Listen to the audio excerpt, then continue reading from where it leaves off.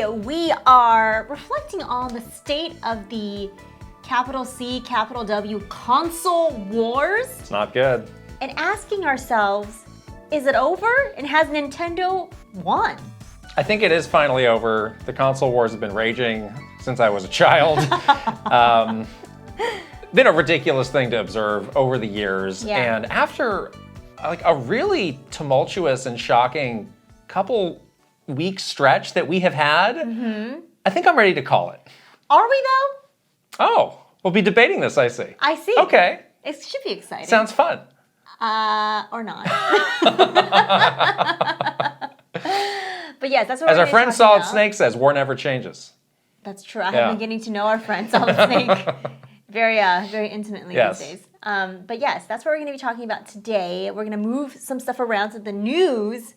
So much news, we got to start with that. Yes. Is going to be right at the top because we got to debate this very, just a part of our thing that's been part of our lives for so long. Yes, console wars. that's true. Yeah. Something else that's been a part of our lives is you. And we are now, look at that transition. We are now within 1 week. Striking distance. Of your birthday. Oh boy. Your birthday's this weekend, right? My birthday is this weekend. Wow. Wow. Wow. So last week I surprised you with Shrek 2.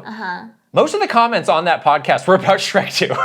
Shrek 2 is a wonderful, beautiful game that we will be streaming and we're really excited about. And Shrek 2 is great. We had the great story about me visiting the Playboy Mansion, and most of the comments were about Shrek 2 and people missing Fry's Electronics. That was the big takeaway. Yes. Not the grotto, not the sexy playmate, but Shrek, the sexy Shrek and the sexy Fry's Electronics. Now today, I knew you were going to be snooping around here. Oh no, there's more? There is a present hidden in your vicinity. But where could it be? I don't see it anywhere. Where is it? Is it in the plant? Is it under the chair? No. Where is it? If you check under the table, directly where you are sitting, there's something affixed to the table. Please gently remove it. Gently. What the heck? Gently, please. This is like, everyone look under your seats. This is like Oprah. Oh, I can get a car? It's not a car. To a car? It's not a car. I'm keeping these presents light. Wow, look at this. Again, I know you are a fan of birthday month. Please don't do this for me. I won't like this. But for you, get some small presents leading up to your actual birthday. Wow. Again, with this great wrapping paper. Okay, this is very soft yes. and it feels like potentially some sort of clothing item. Let's see. Shall we open it back to your wonderful? Maybe it's the Kitten Krysta sweater I'm wearing right now. I don't know. Get my own version. some kind of clothing. Let's check this out. What is it? Oh, I have been eyeing this. Oh. So this is so cool. This is James Turner, right? Well, it's Pokemon. Well, yes, but he was the designer of this new Pokemon line, which is this like cute little summer vibes. Summery, yes. Pokemon. They got a cute little. Oh, it's a little crop shirt. Pikachu here. Yeah. Guys, this is so cute. Thank you so much. Yeah, I was so excited that he's making the game the Plucky Squire. Yes. And he was before. Release the game, please. I'm ready. Seriously. Please release it already. Your art is amazing, but like release the game. But he does these cute little artwork all the time. I follow him. I think we both. Well, he was like the art director. Right. At Pokemon, and so I was a little surprised that they actually did this after he had left. Right. Because they might just be like, oh, we have to move on. Yeah, but no, they did stuff is great. And he did this cute little like Pikachu summer line with his style. Like his style is very distinctive. But this is so cool. Oh my gosh, thank you. I love it. Not a lot of great guys options in that line, I gotta say. I was like, oh, maybe I'll pick up something for myself too. And it's like, no. They don't have anything Would you like to not wear a crop t-shirt? Wear this muscle shirt? Sure. It's a crop shirt. You can see your little belly button. Wow, well this is wonderful. Thank you so much. Isn't it exciting? It's very your birthday exciting. Month. Yes. My birthday month is and we haven't even made it to the big one. What could it be? What could I be cooking up? Is it a Drapnir spear? That's my question. A what? Is that it? Because that would be cool. Anyways. I mean, if you can guess it, I've already lost. That's all I'll say. Oh no. As you do that, I'm gonna gently fold. I will plug. So we have continuing. This has now become like a months-long thing for us. I know. To share our games collection. This week's video is the Wii U. Yeah. And that video is up now. You can check that out. And we've been racking. I was like, what are we going to do next? What are we going to do? Because we're kind of transitioning into the space where we've got a lot of non-Nintendo platforms. But I think you guys like the Nintendo stuff a lot. Right. So we're gonna do a bit of a curveball for the next one. We're gonna do our Amiibo collection. This is a massive one, you guys. Like, it is. I think we might have every single one. We don't. I'm gonna say that right now. Oh, we don't? No, we don't. But like 98%? We have a lot of them. A lot. Like high 90%. It's probably over 90%. I would say yes. Yeah. Yes. And we have some of the rare ones too.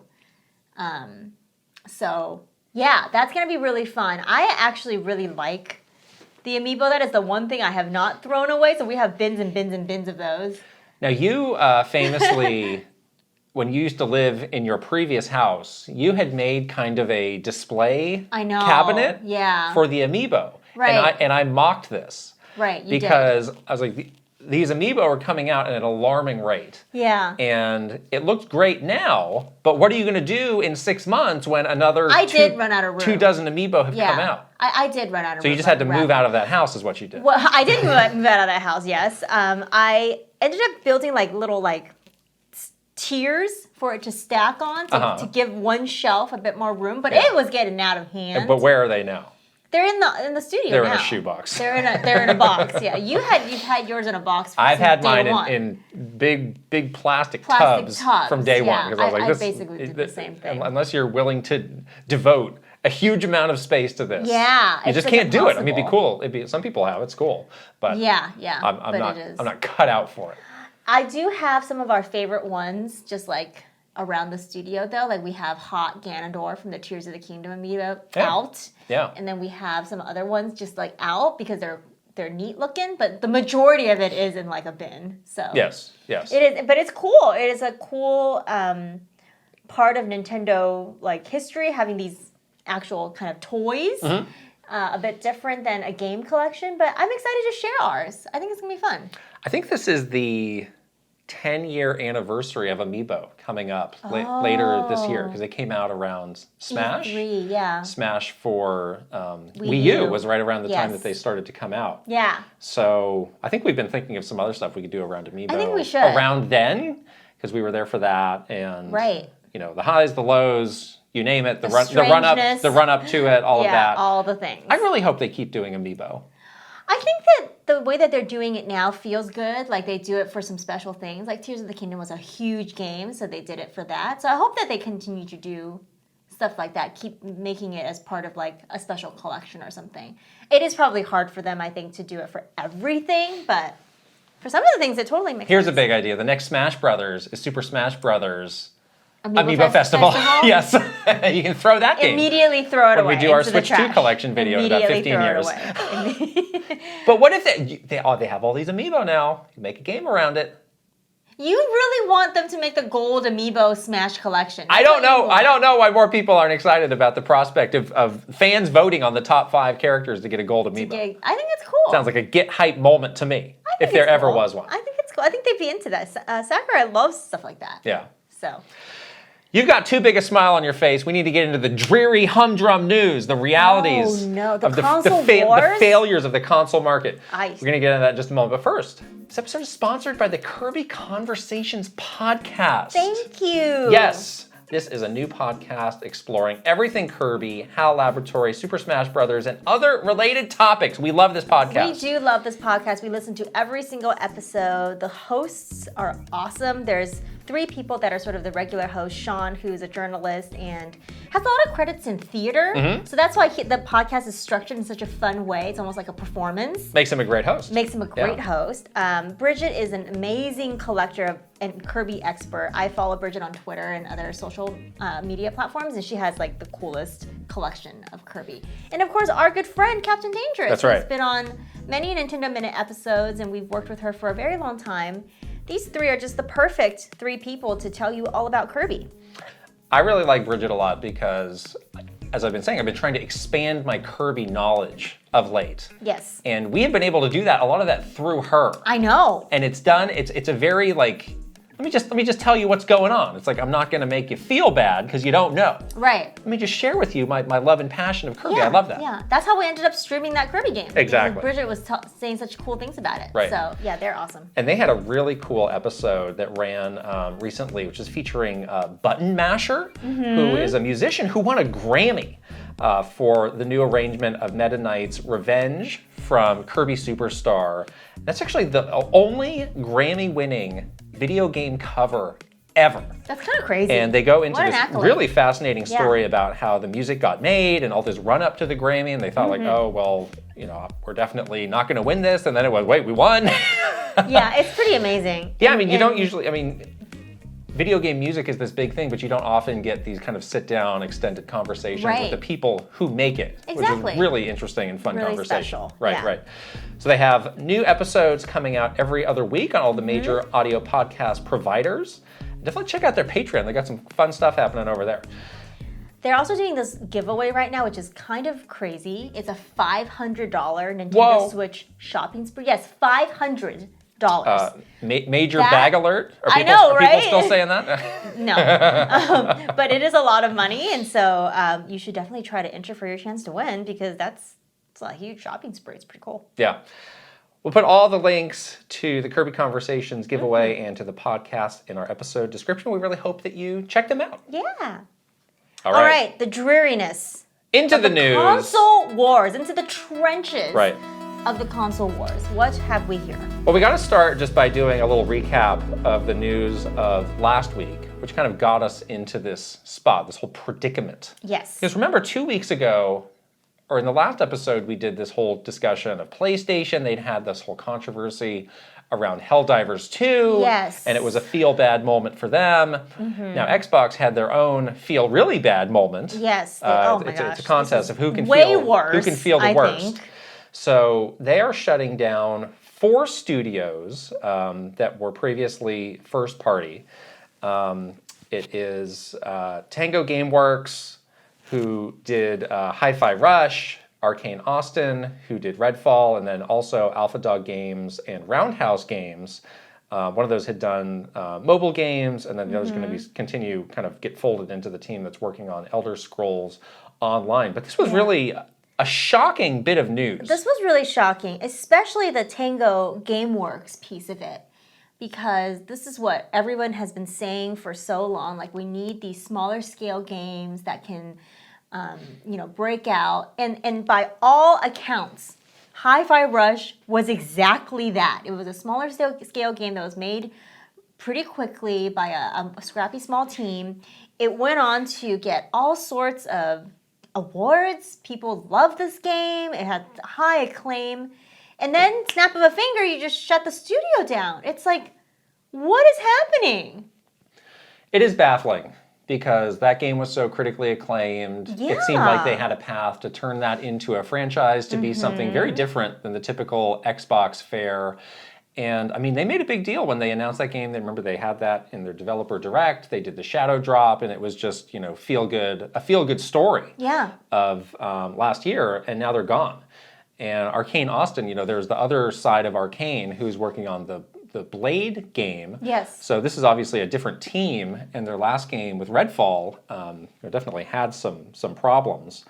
But to not really give them any sort of leeway, it was like, isn't this why it's good to be part of Microsoft? Yeah, so you can have the company a bit of a safety net with the most money in the world. It's like, right. We're operating this like every release is like life and death for the company. Right. So I don't really understand why now we're looking at it through this different lens. Yeah. Yeah. So of course, the message internally came out. People should know now. Like, if you're writing a message, it's gonna be public. You should write it with the expectation that it's going to come out. Right. Anything you say, I think, has an expectation of it becoming public. So choose your words. So here, I'll just read a little bit of it. These changes are grounded in prioritizing high-impact titles and further investing in Bethesda's portfolio of blockbuster games and beloved worlds, which you have nurtured over many decades. And then there's kind of more talk of doubling down on these big franchises, reprioritizing these major franchises. And this was a message that came from Matt Booty, who's the head of Xbox Game Studios. Yeah. And I do remember when Xbox had their last crisis, the third-party crisis. Yes. Yes, this is the biggest crisis since their last crisis, which was 2 months ago. 2 months ago, Which had barely outstripped the previous crisis of a few months before that. Just living from crisis to crisis, that can't be healthy or good. But in that, they did a special version of their podcast. He did talk about, how certain games now are kind of platforms in and of themselves. Yeah. And he talked about Fortnite, and he talked about Roblox, I believe. And I think you could argue Minecraft, which they have, is kind of falls under that category. But that was words that he said. These are words that he said too. I'm seeing a bit of overlap here of like, we need to find a way to create the next one of these, and these little, to use some baseball terminology, hitting these singles is not doing it for us. We need a home run. Well, I think what he sees in those types of games is like a cash cow, basically. It's like those are the types of games, and we also saw that like alarmingly scary stat for us, where it's like this generation of players, like the Gen Z or whatever, they are only playing like 5 games. We grew up playing like... Well, games ended.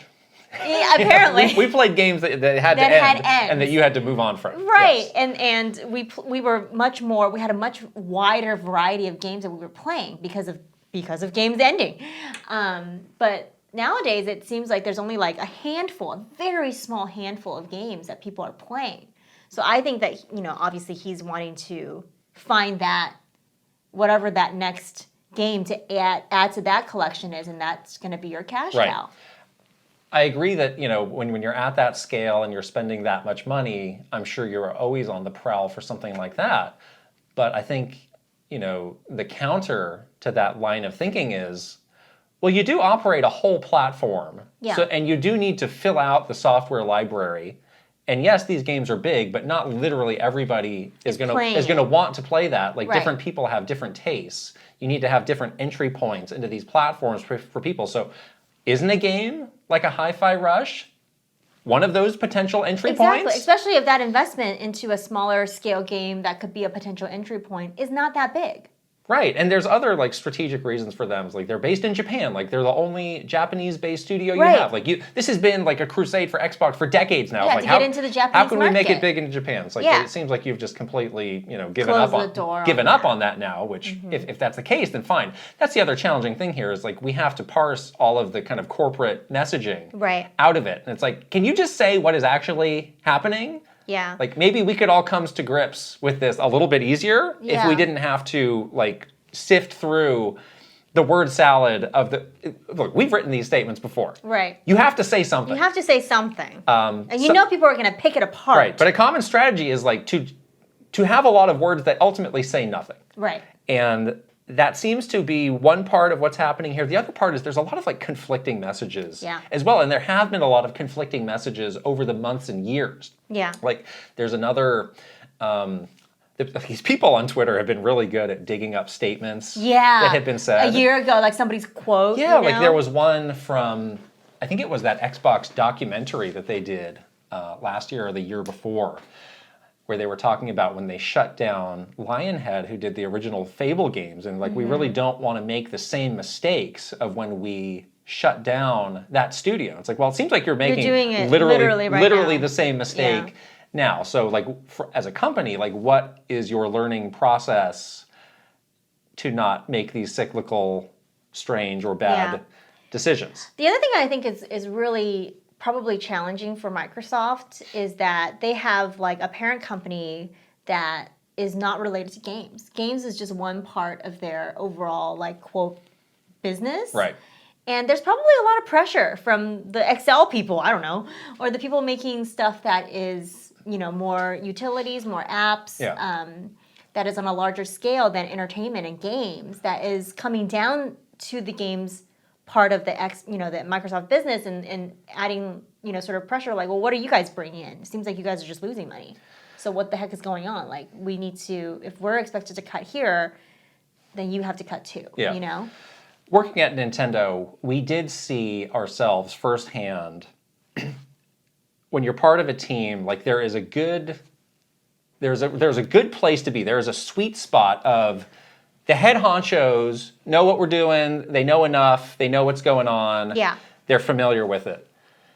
You don't want them to know so little that they have forgotten about you, don't know you exist. Right. But you also don't want them to know so much that they start getting into your business. Yeah, you don't want them in the weeds with you. And start, asking questions like, this is the big boss, you don't need to worry about this stuff. Right. And I think what I feel has happened is this Activision acquisition was it went through, but it was the worst thing that could have happened for them. Right, because it shined this huge spotlight onto them, and now everybody's in their stuff. Right, it went through, but it was so expensive, it was so painful, it was so embarrassing for the company. This was embarrassing. It was. That all that stuff leaked out, all of their inner workings, people got a glimpse into that. All these emails came out. That is embarrassing. Yeah, that's someone is looking into your underwear drawer. Right. You know, all your private stuff is just out for everyone to see, and that's from a brand perspective. They're never going to recover from that. So now, if you are Satya Nadella or whatever shadowy executive exists in Microsoft, it's like.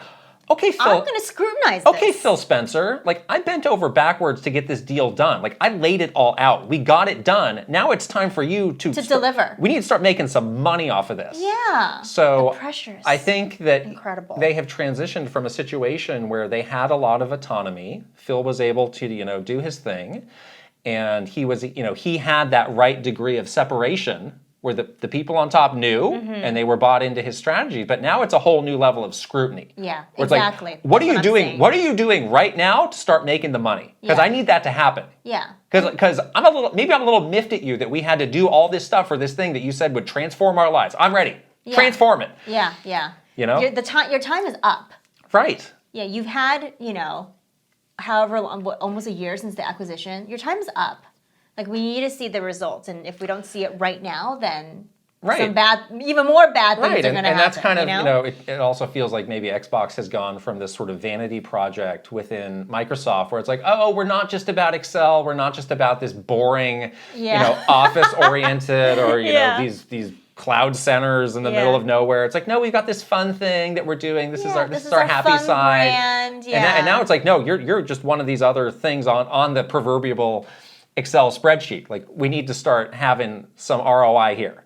So get it going, Phil. Yeah, exactly. Right. I don't envy them. This is a tough place to be, but it is causing some very just confusing decisions to be made. And when you look back on quotes from a year ago, from people like Aaron Greenberg, who talked about Hi-Fi Rush was a breakout hit, all these things. It's well, here's the again. We have 180, again, so hard. Back to the corporate messaging.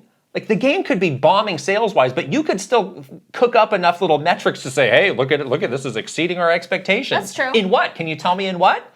I don't know. You don't have a benchmark, so you wouldn't know yes or no, but yeah. Here's another challenging thing that they have. So they created this new thing in Game Pass. And it's no longer about, I am selling a game to you. A unit has been moved, as they say. Right. And subscription. I really wonder, what are the metrics for them? What makes Game Pass successful? Right. That's going to be hard to define. When we were working with our team in social media, it was very hard to define success. It's what? Yeah, what have you done? So we would often get oh, you posted this thing on Twitter and it got all just what makes it successful? And it's a hard conversation to have when you can't say this led to somebody buying a game. Right. It's you get into this shadowy thing where it's okay, this happened, but was it good? Did it make a difference? And I feel like they have probably had that conversation a million times in a million different ways of we're doing this thing. It's called, we're having to do these payouts to get these games. We are potentially sacrificing our own sales of our own. Every first-party game is going to be on Game Pass. It's a hard question to really concretely say, yes, this is the right thing to do. Yeah. Because you kind of can't. You can't, and you have to have everybody on board to agree with whatever metrics or goals you've put forth for this, and those goals could potentially be very soft. It's not like you said, it's not like every Game Pass subscription equates to X dollar amount of sales. Right. But it's like a different kind of metric. It's like, it means like they're in the Xbox family. It means that they're getting our messaging. It means that they are, fans of ours that could potentially become a customer later. Like these things, when you tell like an executive who wants to know what your bottom line is, it doesn't they cut won't it. care. It doesn't cut it. They're going to be mad. So the answer is no. Okay, then we're cutting your budget, or not mad at you. Now we're mad at, we have to stop doing this. It's a waste of time. Now either you stop doing this or you shut down 3 studios. You choose. Right. So again, when you made a good point about how they are not, their company, Microsoft, is not just about games. Right. So again, when you're trying to plead your case to Satya Nadella of like, hey, Hi-Fi Rush, this was critically, like, they won these. Look at this. He's like, I don't care. I don't care. Who's a Game Award? What's a Keeley? I don't know. I truly do not care. I don't care. Shut it down. And he hit the button like the bad guy in Ghostbusters. Oh, it's so bad. It's such a terrible place to be. Like it's such a place that just you've like painted yourself into this horrible place. And that is the broader corporate environment right now of like cost cutting, like how can we operate everything as thinly as possible and basically min-max our business to squeeze the most return out of it. Yeah. So it's just a bad place to be overall. Back to the whole point about the mixed messages though. So they also did a town hall, which again, you should expect everything from that to leak. This was the infamous line of we need smaller games that can get critical acclaim. Yeah. I don't want to fixate on that too much because I feel like there's a lot of fixation that's already happened, but I feel like there might be some additional context around that statement. He might have said some other stuff. I was like, it feels like we don't have the full story on that quote because it's on its own, it's so ridiculous. Right. To say in comparison to what is happening now. Right. But that is not like a new statement that he like cooked up. This is a thing that the whole games industry, I would argue, has been saying for the past year-ish. Right. Given this environment that you're just talking about, of it being this crazy cost-cutting environment, this environment where people have realized that these AAA games take so much money and resources and time to make. Like, we do need to shift the balance a little bit. So it's not like this is a new statement, but yeah, there might have been other context around it. So he also said in this town hall that the studios had become spread too thin, like, quote, peanut butter on bread. I feel like this meeting happened right before lunchtime. Somebody was hungry. Yeah, that sounds good. A peanut butter and jelly sandwich. Anyway, back to the meeting.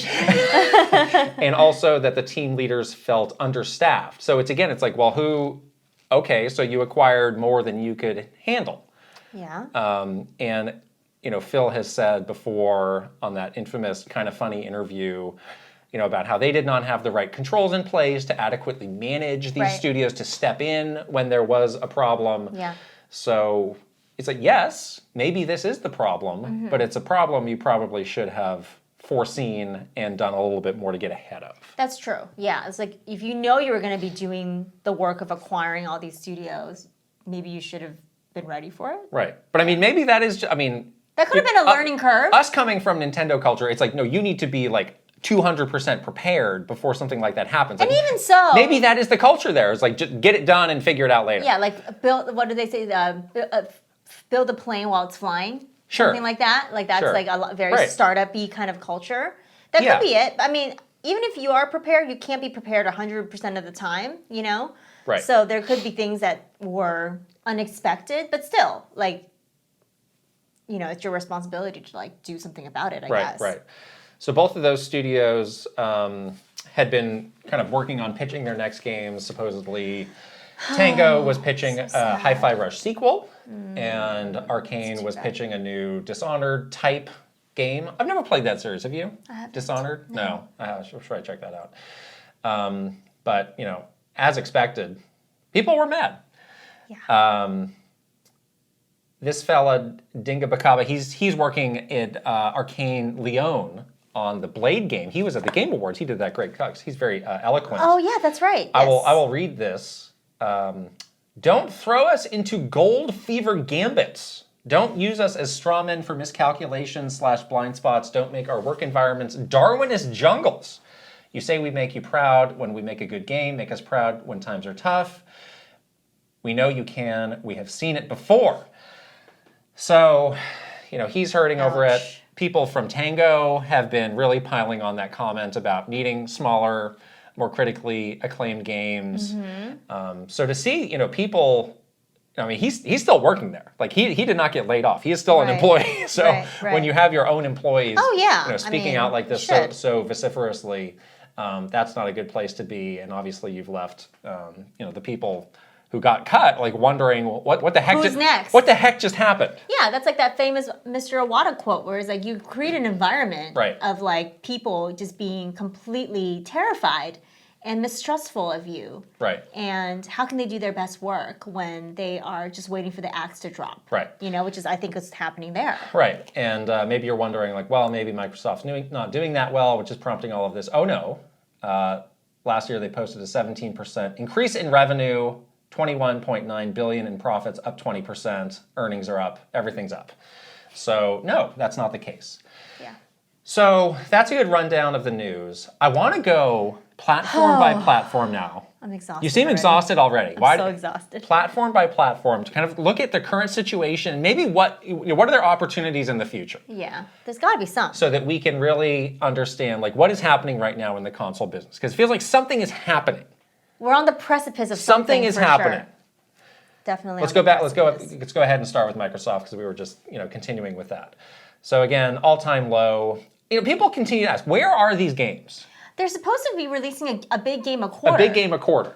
The first quarter has come and gone. So what was the game for the first Q? Well, so Hellblade 2 is coming out. I think that's coming out like this week, or it's coming out very soon.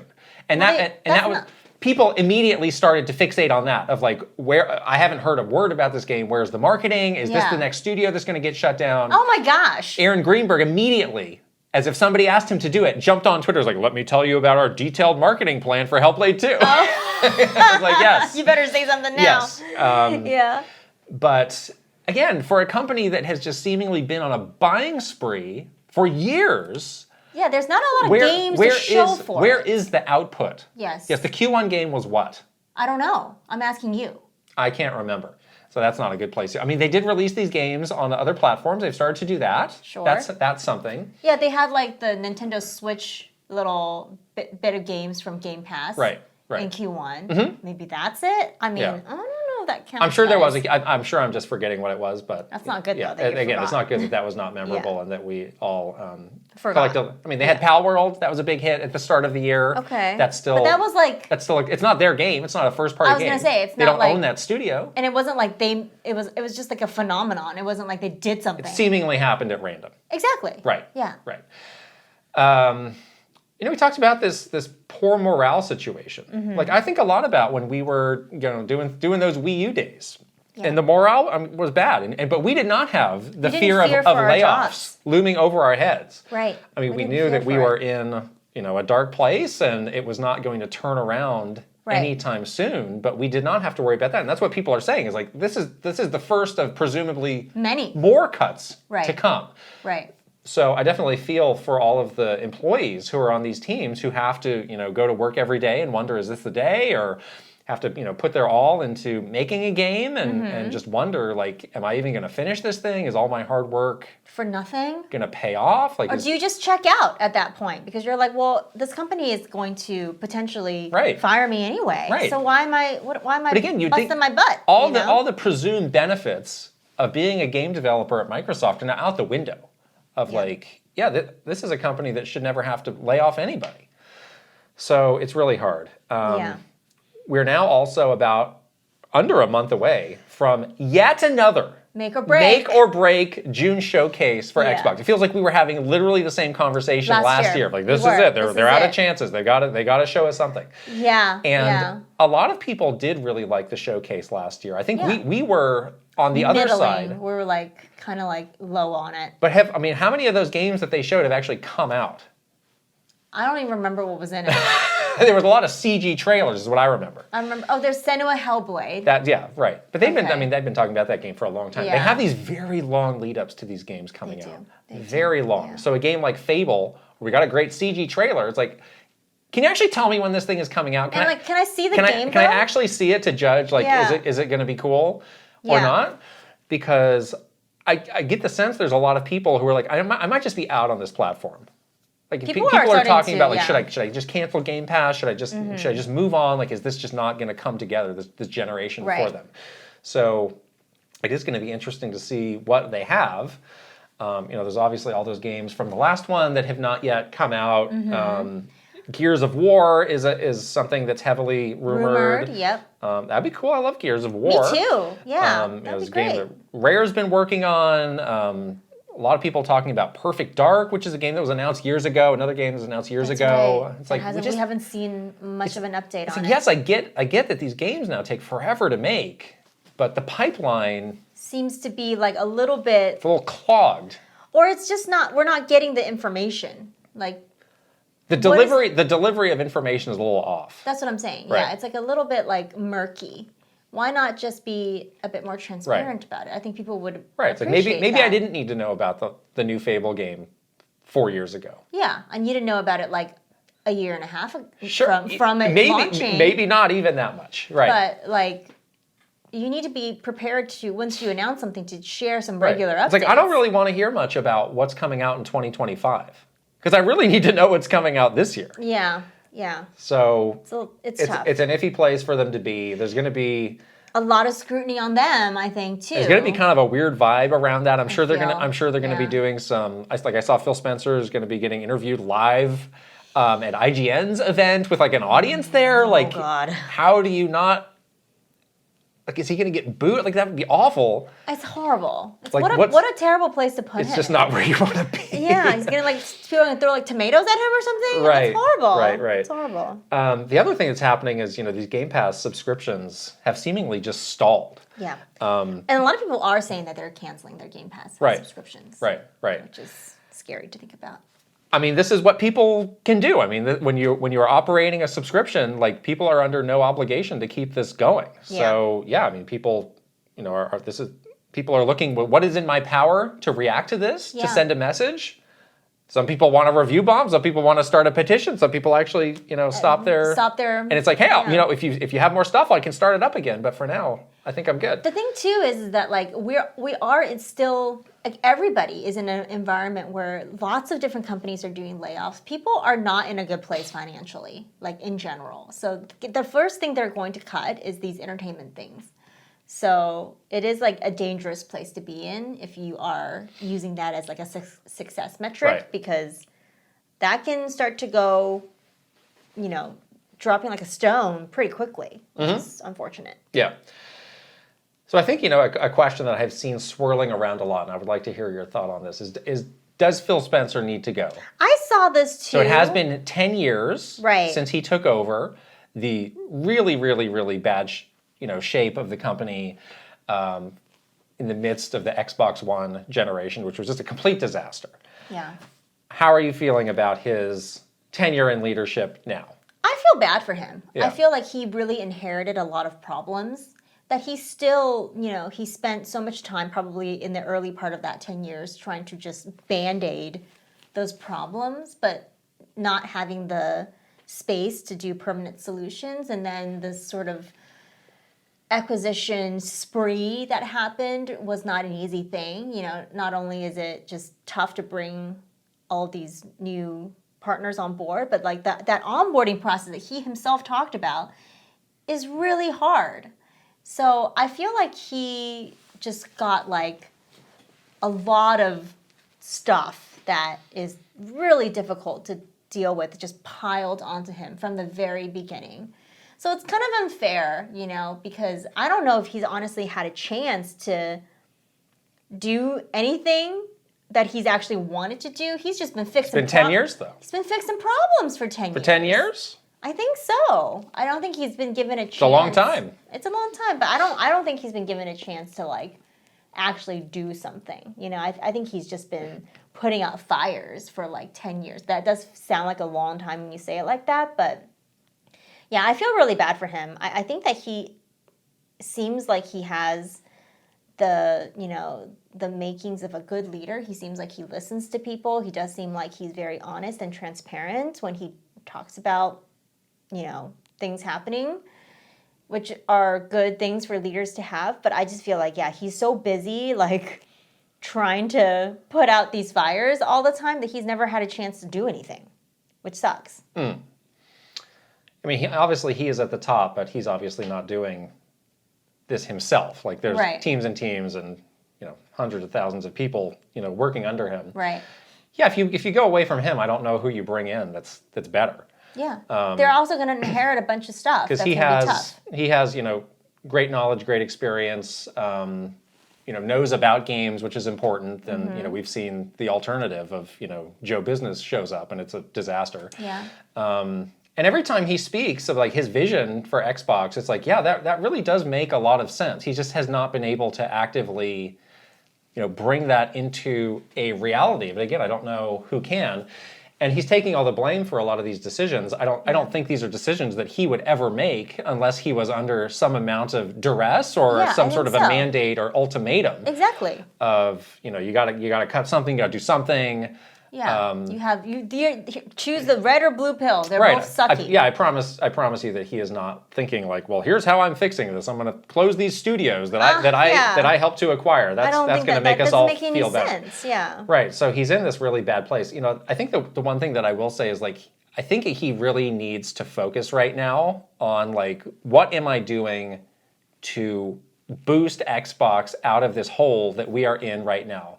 Sometimes when I hear him speak and I hear the Xbox vision, it's a bit too like future looking. Kumbaya, let's gamers all come together, we're all one. It's like it's time for him to maybe Xbox get a little bit greedy. Like we need to focus on ourselves, we need to make moves that focus on ourselves and elevate ourselves, because that's the only way that things are going to get better. I think he should also focus on some near-term stuff too. Like he's very future-looking. Sometimes when I hear him say things, it's very like broad. I mean, he's the guy at the top, so of course he has to be like very broad strokes, very like overview.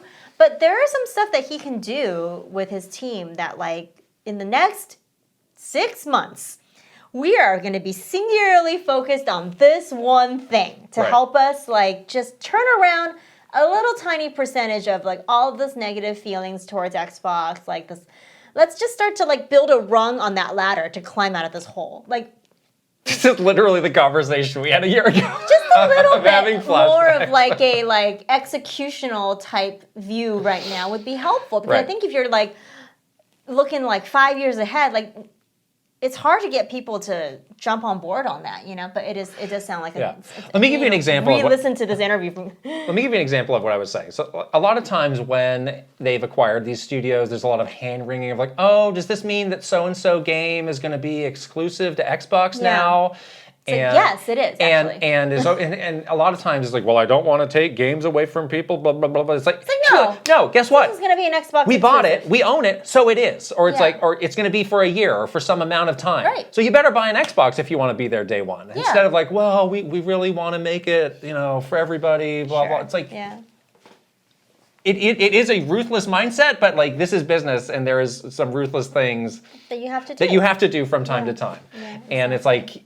What is the point of these acquisitions if you're not taking advantage of what that ownership means for you? You're supposed to be acquiring this IP so you can have it. Right. Exactly. Exactly. I do like their whole, putting games out on other platforms strategy, but I think they can be a bit more like strong with their policies. Well, they need to be strong overall about like what is it that you get an Xbox for. Mm-hmm. We've talked about this before. Again, this feels like another deja vu moment. We're on the third try of this now. Yeah, but that's like a near-term thing that you maybe do. Right.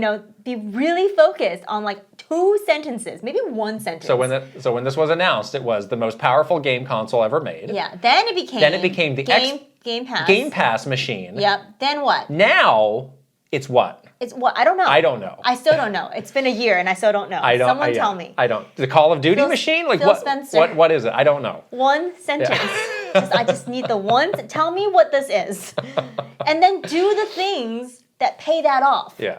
If it's like the most IP you can ever get on a single platform because you've acquired all of these studios, great. Do that. It's like no one knows. I certainly don't know. Yeah. So anyways, yes. Okay, so let's look at what are their future opportunities? Like what do they have coming up that can help to brighten their day? So they have said that they are announcing some new hardware this holiday season. Could it be a handheld? Presumably this is a handheld. That's cool. Like all signs point to it being a handheld. Yeah, Does that cool. completely change their life? Does that change the trajectory of Xbox? But it's something interesting. It's something. It's a feel-good story. Yeah. But I don't think in the end, it makes a huge difference. But I don't think it's a bad thing to broaden the ways that people and especially if an this game. is a stepping stone to the next system being some sort of Hybrid. more of a hybrid approach. Yeah, some sort of cloud approach. Then that would feel worthwhile. So yeah, they've also been talking about this next gen hardware ramp up. There we go. They've been saying the most powerful game console ever made, and I continue to be a little bit baffled at why they're saying that. And people are saying like, well, now they're really, Microsoft is getting big into AI. They're going to be using AI to make the hard work of game development, making these games look really great, and make it not so hard, not so expensive. To do that, I would like to see that with my own eyes before I completely buy it hook, line, and sinker. They own Gary. Huh? They own ChatGPT. Microsoft. Do they? OpenAI is... Gary P. Thompson, really? Yeah, they own Gary. Oh. Wow. So okay, well... They can use Gary Game design by Gary P. Thompson coming to a game console near you. They can call it the Gary. The Gary box. Gary box. And who knows, maybe they do, maybe they take something out of their own playbook with the Xbox 360 and say, we're actually going to surprise launch this really early. Yeah. Because this generation ain't working. We need out. We're going to pull the ripcord on this, and we're going to launch this thing early and really disrupt. You're not going to disrupt what Nintendo's doing because they're already marching towards a new console. We're going to disrupt Sony. We're going to get them off kilter a little bit here. Because they're lined up. You're going to be launching a PS5 Pro. Guess what? We're launching a whole new thing. Within a year and a half, maybe. Yeah. I don't know. Same year as Switch 2 would be interesting. Maybe. That would be interesting. They've also got the Call of Duty launch. You do have to give them the benefit of the doubt there. We still don't know the impact fully of the Activision thing without them releasing one of these. And I mean, we still don't know, again, is it going to be on Game Pass? Is it going to be everywhere? We don't know any of that We don't know any of this. Yeah. So they need to figure that out, and they need to tell us. But that is a huge thing. Huge get. Yeah. So I'm sure if you're Phil Spencer, hey, we got this coming. Dangle the Call of Duty carrot in front of Satya in front of the board of directors. Hey, dangle that carrot. You can't get too mad. Just wait. Just wait. Keep dangling it. Just keep dangling. Jiggle the keys, of the Call of Duty keys. This other thing, game streaming, this is another thing they've been talking up for years and years. Yeah. And it's out there and it works, but it feels like they have not fully implemented this the way that they have could. Made little half steps. Like they did that thing where it was integrated into that smart TV. They've done some stuff, talking about streaming and whatnot. You can play most games this way. It works really well. Yeah. But I do feel, I do feel like the long-term future of Xbox, more so than any of these other platforms, is not hardware. It is as a service. It's a service. And I just feel like they have been a little slow to get going on this fully. Well, people also don't want that. Well, in what way? I think they want them to stay a console business, I think people are very connected to that. But if you can have an experience that is as good as playing the game on the console, or 90% as good, and you don't need to you don't actually need to buy the box or anything. It's the promise of all these other services that have come and gone because they've had a lot of problems. Yeah. But they probably have the infrastructure better than anybody to do it. Totally. And maybe this handheld could possibly be a step in that direction. Maybe the handheld is streaming only. It's a PlayStation portal. It's an Xbox portal. No, let's not do that. let's we don't know. Zip it. But they might. Right. And then finally, this expansion of Xbox games onto other platforms. I like the strategy. I think this is a good strategy. I think they should probably be more active with this. Yeah. Of why is this just not most, if not every, first-party game? You can choose how long the exclusivity is. But they've been very, they came out and say, well, when we do this, it's not going to be these games. Right. Maybe it should be at some point. How does it I don't know. Yeah. Right. Exactly. All right, enough about Xbox. Sony. So they have been focused on developing games that are extremely expensive and slow to make. Right. So much so that we do not have any major first-party IP coming out this year. That was a shocking thing to hear at the end of last year, beginning of this year. It's just like I still haven't like fully wrapped my head around this. Honestly, like I keep thinking like, no, they're gonna change their mind. They're gonna release something, right? And then it's like, no, they're not gonna. They're not gonna. There's nothing. Yeah. I mean, people keep saying any day now we could get a PlayStation showcase, and I really wonder, like, what's in it? What is in that? Yeah, what's in it? Is it some third-party games coming out this year, and Maybe. then everything is? I mean, I will say that a lot of really like high-profile, like third-party game, a lot of people do choose to play on PS5, like Final Fantasy. Right. You know, like obviously that was like the platform of choice. So they have that going for them, but it feels weird and like quiet. Yeah, so they've sold a good amount of hardware. Like there's always the graphs of them, you know, being right around the pace of the PlayStation 4, but it has slowed down. It has not been the explosive growth that I think we expected once they solved all their stock problems. Stock issues. And I think it's worth asking, like, that first, you know, burst of sales, like, did people really want this, or was this just like a pandemic hobby of hunting for a PS5? Yeah, maybe. And like also that like feeling that you get when something that's been sold out for so long comes back, you're like, I have to get it now. Right. You know, instead of it being like, and then when it's not the hot thing, it's like, I don't really. I'll get one later. Like, whatever. Yeah. I'll get it eventually, and then you never. And you never do. You never do. You never do. Right. So it's hard to know what to make of those big hardware numbers that they have now, because they have slowed down. Obviously, there's no games right now that are really driving that, but it's a very unusual curve or generation for them so far. Yeah. They also have no dedicated PlayStation leadership at the moment after Jim Ryan has left. So it's basically, you know, just other Sony executives who are overseeing it. Microsoft situation. Very similar to that, who are finally getting a look into the books of play. Wait a second. You spent how much? That's expensive. Or I bet we could cut that. How much are you spending on that Spider-Man game? Right. So again, Jim Ryan was probably doing the important work of shielding. Get out of here. Yeah. We're good. Like Look at all the money we're making. Don't worry about this. Being the shield. So, you know, they have had some layoffs, and it's not been completely peachy for them either. So you do wonder, who is the new person going to be? How much will the corporate overlords remain involved? I don't know. This is not a place you want to be, though. Yeah. You want somebody who knows the business, running the business day to day, not this kind of like by committee, like interim, whatever. I was going to say, this is supposed to be an interim situation, though, right? Like they are actively looking for like a head of PlayStation that has a games background, I would assume. Yeah. They've got this interest in live service games. This has been the thing they've been talking about for years, really, and I think this remains to be seen. Like, what is the ultimate move here? Yeah.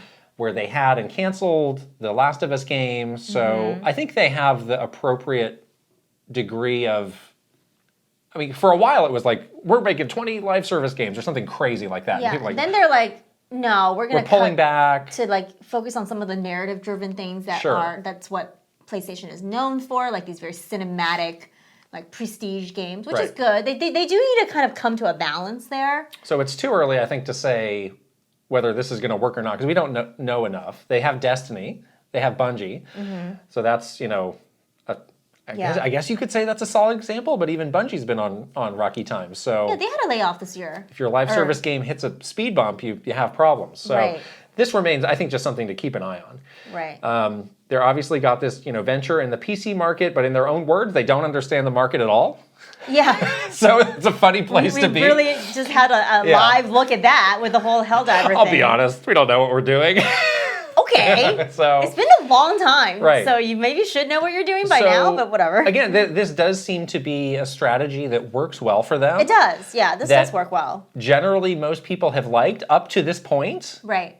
But that is an audience that can turn on you very quickly. But they should do the work, though, because if this is going to be a big opportunity for them, like, understand this audience. Do what you need to do to understand what motivates them, because it seems like a big opportunity for them to offset some of this really expensive stuff that they are doing, right? So as far as what they have coming up, obviously that showcase, again, could be happening any day now. They do have, kind of increasing aspirations with these entertainment crossovers. Yeah. So God of War is one that's been coming. Last of Us is going to continue. I think, frankly, any of these, games that they have been making are well suited to transition to movies or a TV show. Yeah. So and they seem to be highly successful in that. They're Sony. They make movies. Exactly. They know how to saying. do this. Yeah, right. exactly. So they can easily have the resourcing and the expertise to do it. Exactly. Yeah. Exactly. Hasn't been announced, but they do presumably have the PS5 Pro coming this year.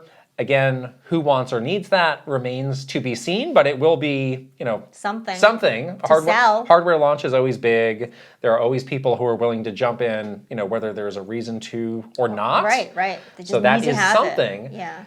And then the last thing is just, they have Grand Theft Auto, and I think this will be the de facto platform to play Grand Theft Auto on, unless you have a mega beefy PC. Right. I think most people will be getting that on PlayStation 5. So that's, an incredible get for them to have, an incredible thing for them to be aligned with. And that's obviously a ways off. Yeah. Maybe 24 is just the slow year, and 2025 is just packed with GTA and all these first-party games. Yeah, maybe they're biding their time a little bit. Maybe that's what it is. So you don't know. Maybe 2025 will be a big year for them. But who knows? They don't do a lot of work with indies, do they? Not really. They've got a very kind of hot and cold relationship with indies, it seems. That's too bad, because if they had a better structure there, they could have used that to fill out their 2024. You could totally bolster while they waited platform, for big stuff next year like GTA. But absolutely. Unfortunately, that's not the case. All right, so Nintendo. They're kind of in this weird place. Yeah. Nintendo's wrapping up one of the most successful hardware generations ever with the Switch. So far, seem to be making good decisions. Finally officially announced. With the Switch to transition, there's nothing that's been really baffling or wow, that seems dumb. They seem to be very thoughtful, very careful in what we have seen and heard about so far. Yeah. They still somehow have this competitive advantage with the hardware form factor with the Switch, where this fully, hybrid device that, yes, there's more encroachment from handheld PCs, but nothing exactly matching what the Switch can offer. Right. This is a big one. They've always just been so careful around the excesses of game development. Right. They keep a lean team overall. Right. They're not going to break the bank with any game. The hardware is always meant to be the minimum possible requirements. Right. They're very creative. A lot of the problems that Sony and Microsoft have and other publishers in the space, you brought this on yourself by making games that were too ambitious and too expensive. Nintendo will never be going down that path, so you don't need to worry about with them.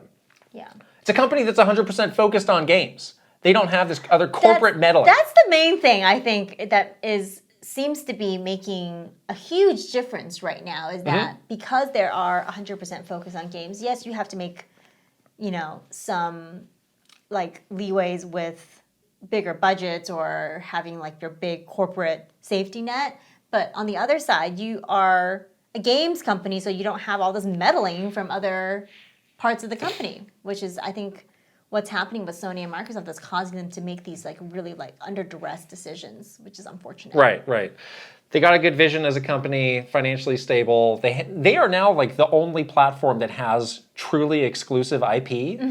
Yeah. With other things coming to different platforms or coming to PC, the Nintendo stuff will always be on a Nintendo platform. So that's, even though they will have detractors, they will always have this IP. And it feels like it's stronger than ever, seeing how well it's all performed in the Switch generation.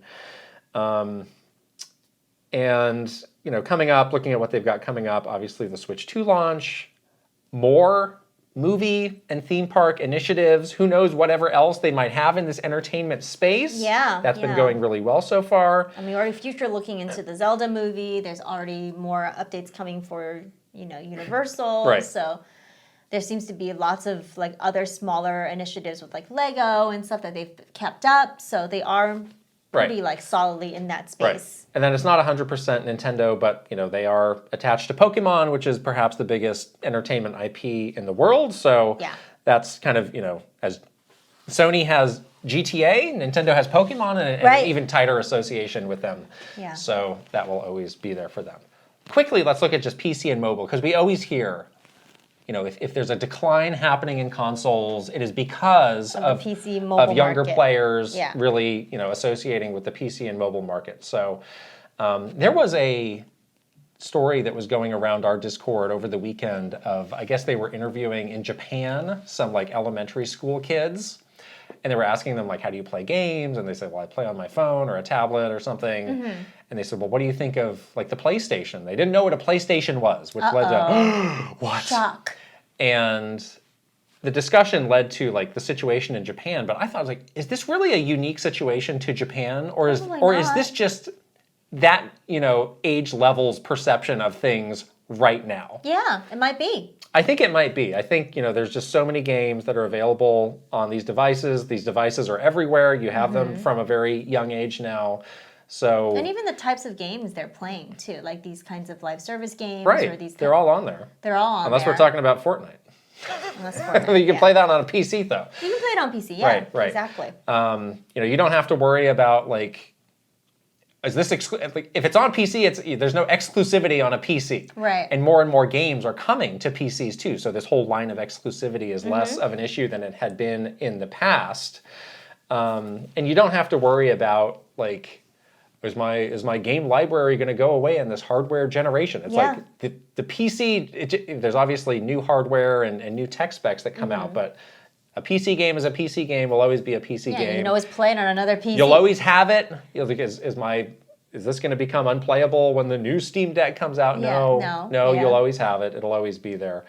So there are a lot of, good things happening in the PC space. Myself, I found myself playing my Steam Deck like so much more over the last couple months, more than any of these other consoles, which has been really interesting. And it is just such a vibrant place. All the indies are there. There's so many great games. It's a really fun place to be. So with all of that, the console wars. Calling it. You're calling it? I think we have to call it.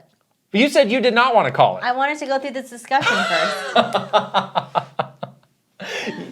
You zagged on me. I did. Oh. I think Nintendo's got it on lock. I mean, they have a really bright future at the moment. Obviously, they could mess up the Switch 2 launch. There's a lot that we don't know. Right. But I am really worried about the state of Sony and Microsoft right now. Me too. And it feels like some of these issues that they are in feel like more than just a short-term speed bump. Right. And I think that, after having this fun/terrifying discussion, a lot of the stuff we were saying about Sony and Microsoft were things that we were saying a year ago, which means a lot of these issues that were a year ago have not been resolved and, in fact, have gotten worse, which is very scary. Yeah. That's a concern. Like, we were very hopeful, I think, when we had this discussion, a year ago, like, they're gonna get better. It's gonna take a little time, but they are going to find a way to get themselves back on track. Here, these are the things that need to happen. They're gonna do it, no problem. Now it's like they haven't done any of this stuff, and in fact, they've made it the hole deeper.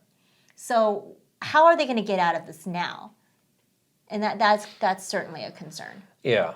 It's, you definitely count out Sony at your own peril, because it seems like for as long as they have been in games, aside from the PlayStation 3, everything has been a hit, a resounding success. Yeah. But next year could be different. It does feel like just the market overall is heading in a different direction with technology that we have. The need for a dedicated console is not the slam dunk need for everybody. Right. The way it was. There are still people who will always want and buy a console, myself included. But I do really wonder what are the broader factors that are happening in the market. So, like, I can imagine a world without an Xbox physically. PlayStation, I can imagine that a little bit less. Yeah. But I could see them, living on in some sort of a way. And then Nintendo, like, this is all their business is. Yeah. They have to make this work. So they will. They will. Yeah. They will do something that will differentiate them, which is what they've always done. Right. The only thing that I think is really interesting is this PC, little PC side note that we had. Because you're right, with the Steam Deck and things like the Steam Deck and like it becoming like this place for discovery and for a lot more games to come to because of, the indies. It just feels like let's not count that out because that could be where the market is shifting. And we've had this conversation a lot before. When we were at Nintendo, we talked all the time about like the younger generation they don't play console games. They play games differently. They play games on their phones and on their tablets and whether or not that's going to be a significant become a significant sort of market that you're missing, like yet to be seen, but don't count it out. Nintendo realized about 10 years ago that they had a problem on their hands with new generations not coming into Nintendo platforms the way that you just expected them to in the past. It's like, oh yeah, kids will get a Game Boy and then, before you know it, they'll buy the console and then they'll be fans for life. Like, we were part of those conversations. They realized, like, oh, this is not happening the way that it has. Right. So we need to actually put effort into fostering this connection with kids and making sure that it happens. I really wonder what that conversation has been at Sony and Microsoft about that. Yeah. Are they aware? Do they know? Do they care? Because obviously they see themselves as being made for a more mature audience player. Right. So what do they see that on-ramp as being? I think Microsoft is in a much better place because of Minecraft. Obviously, they know and understand that audience a bit more because of the proliferation of Minecraft and, just like probably observing the way that the kids engage with that game has been a huge learning for them. But yeah, at PlayStation, I don't know if they even ever have this conversation because they make a lot of these sort of mature prestige games like The Last of Us. That's not really meant for kids. Because we did go through this conversation again 10 years ago when the iPad was first coming out. Right, and we had a panic moment. And everybody was writing the stories saying this is the end of consoles are over. Right. And I mean, I don't think that's what we're saying here by any stretch. I think consoles will always continue. But the market for it might be changing. Right. It may be shrinking. Right. And the number of players who want to be a part of that market might change as well. And again, that doesn't mean Xbox is going to go away forever, but it might transition to being something different. That's right. Yeah, it just feels like we are sort of more so than ever on this precipice of change and also like people's habits that they've built over the last, several years are solidifying and changing as well. So if you have something that can grow along with that, good. If you don't, that might be really hard for you in the next 10 years. Yeah. Well, we're going to be keeping a close eye on all of this. Let's get a week with some good news, please. I would appreciate that. It's dramatic, man. It really has been dramatic the last couple of weeks to see these things happen. I feel bad. I mean, if you follow the industry, it does take away from all the fun that it can be. Yeah. It is good to just sit down and play a game and get away from it all, but sometimes it feels like it's impossible to get away from. And you play that game and you wonder, oh gosh, is the studio gonna close? Yeah. And I just feel bad for the people that have to go through it. It must be awful. Right. So my heart definitely goes out to them, and I hope they're doing okay. Yeah. But yes, let's put the good thoughts out there, though. Yeah. Let's continue with the rest of the news. That was just the start of the news. Oh my gosh, it's been hours. We do have some Switch 2 leaky speculation, rumor mill stuff. Is starting up again. But again, this feels like there are some hints of truth to it. Again, sure. We're trying to be careful about the rumors that we put in to the news here. This first one is interesting.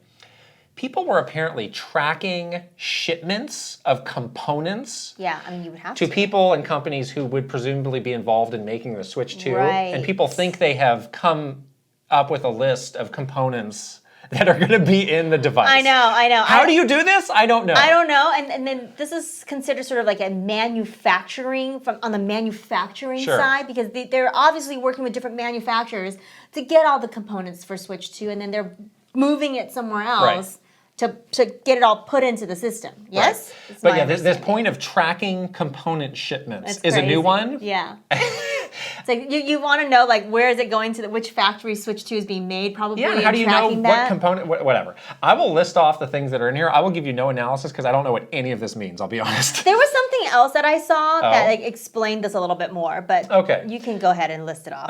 8-inch screen, uses DLSS to support ray tracing, 12 gigs of RAM, using this NVIDIA Tegra, 256 gigs of internal storage, physical and digital backwards compatibility. I know about that.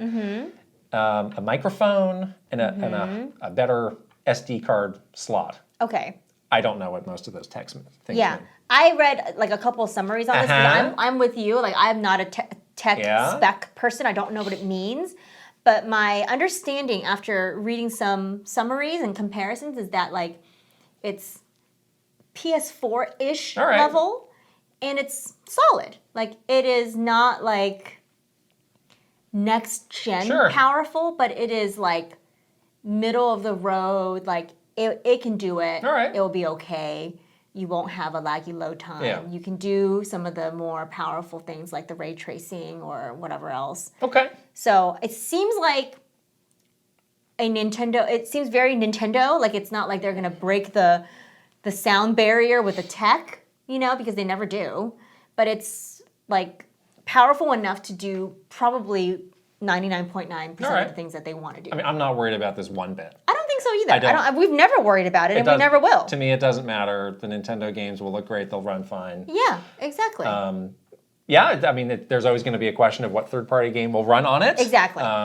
And there will always be surprises, like when they got The Witcher up and running on the original Switch. Nobody thought that could happen. That sort of thing will happen. Yeah, they're very creative, and they can get the most juice out of these things. Like the Nintendo devs, they know how to do that. So we don't have to worry about that.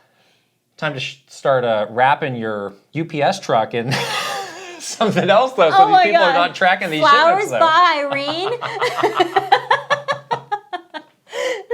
Oh, man. This next one, so we talk a lot about Puro being the cream of the crop of the leakers. There's another one that has really got a good amount of notoriety. It's Midori. Midori, yes. And Midori was talking about a new project using Breath of the Wild, and people saying, like, well, there must be making a new version for the Switch 2.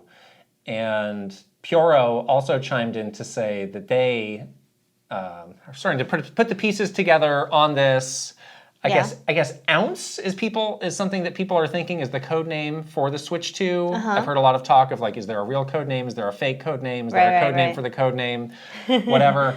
We don't NX2. We don't need to talk about code names, but I will point out this is something that I predicted at the start of the year. So I thought it was noteworthy. Right, there was going to be some potentially like a deluxe version of Breath of the Wild for the new Switch. Right, do some sort of, like a deluxe with all the DLC included, you up-res throw in Tears of the Kingdom too. Do it, throw them both on there, yes. So have it look great. Definitive collection maybe could be a great thing for Switch 2. Yeah. It makes, people were saying, what they've been showing to developers is like a better version tech demo of the game. Yeah. So if you're going to that trouble, you might as well, make it into a proper game. And I think there would be a big audience for that. There'd be a big market. For sure. Hopefully you can transfer your save data somehow. I was going to say, I don't really want to start over on those games. I don't really want to have to redo some of the 100%ing I did on Tears of the Kingdom, but it'd be great. I'd definitely I would definitely buy it and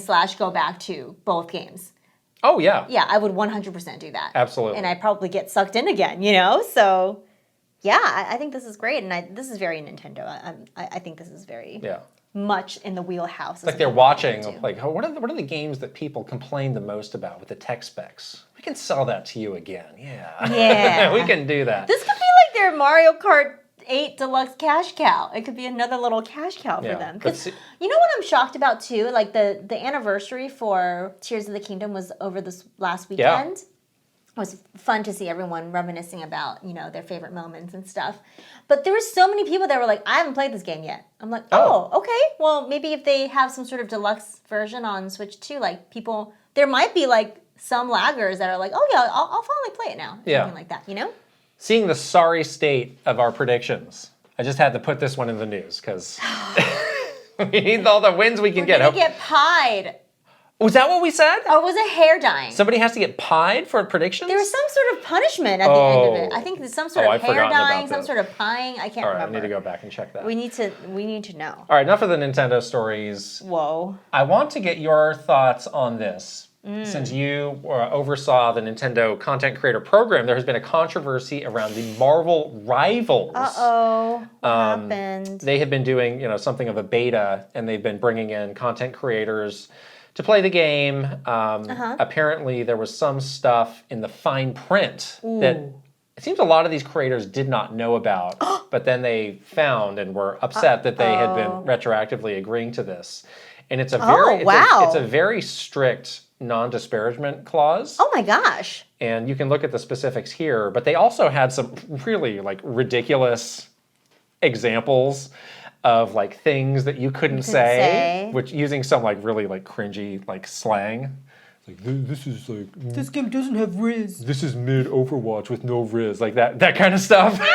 It was really bad. This makes me want to crawl under the desk. But you, as somebody who worked on these sorts of contracts, works on these sorts of programs, what is your reaction to what you are seeing here? This is paid? This is a paid partnership? I'm not sure it was paid. I'm not sure this was paid. So, yeah, this is not good. Obviously, the whole point of working with creators is to find creators that genuinely love and want to talk about your game and let them do just that. People are going to have hopefully balanced opinions about whatever game you're asking them to, to play and review. But yeah, putting this into a contract and almost hiding it a little bit in the fine print is really, it speaks to low confidence that you have for the game that you're trying to get people excited about, which is really unfortunate. That kind of sucks, Yes, the stuff they can do, I'll just read it. Making disparaging or satirical comments about any game-related material, such as game features, characters, or music. Also, engaging in malicious comparisons with competitors or belittling the gameplay or differences of Marvel Rivals or providing subjective negative reviews of the game. Wow. Subjective negative reviews. So don't be subjective? Don't be subjective. That's ridiculous. That's ridiculous. We need only the factual negative reviews. Fact, this game sucks. Just kidding. For the record, we never did this at Nintendo for any sort of earned, what we call earned opportunities, which is we're not paying a creator to do something. We're just giving them the game. They have to disclose they got the game for free. But their opinions are their own. And we, at Nintendo, when we were doing this, we assume that risk. They might love the game. Pretty sure they will. They might have a couple of things that they don't like about it, and that's fine. Everybody's open to share their opinion. People were also sharing that the process for people to sign up for this was just a very standard Google form. And it sounds like the actual fine print for this was a couple clicks away. Oh. So if you were just excited, oh yeah, I'm going to sign up for this, you may not have even seen these at all. So then this one creator found this, tweeted about it, people got mad. Now NetEase, they apologized. Okay. They're going to be revising the contracts. Oh, good. They basically that's good. Doing a complete 180. Good.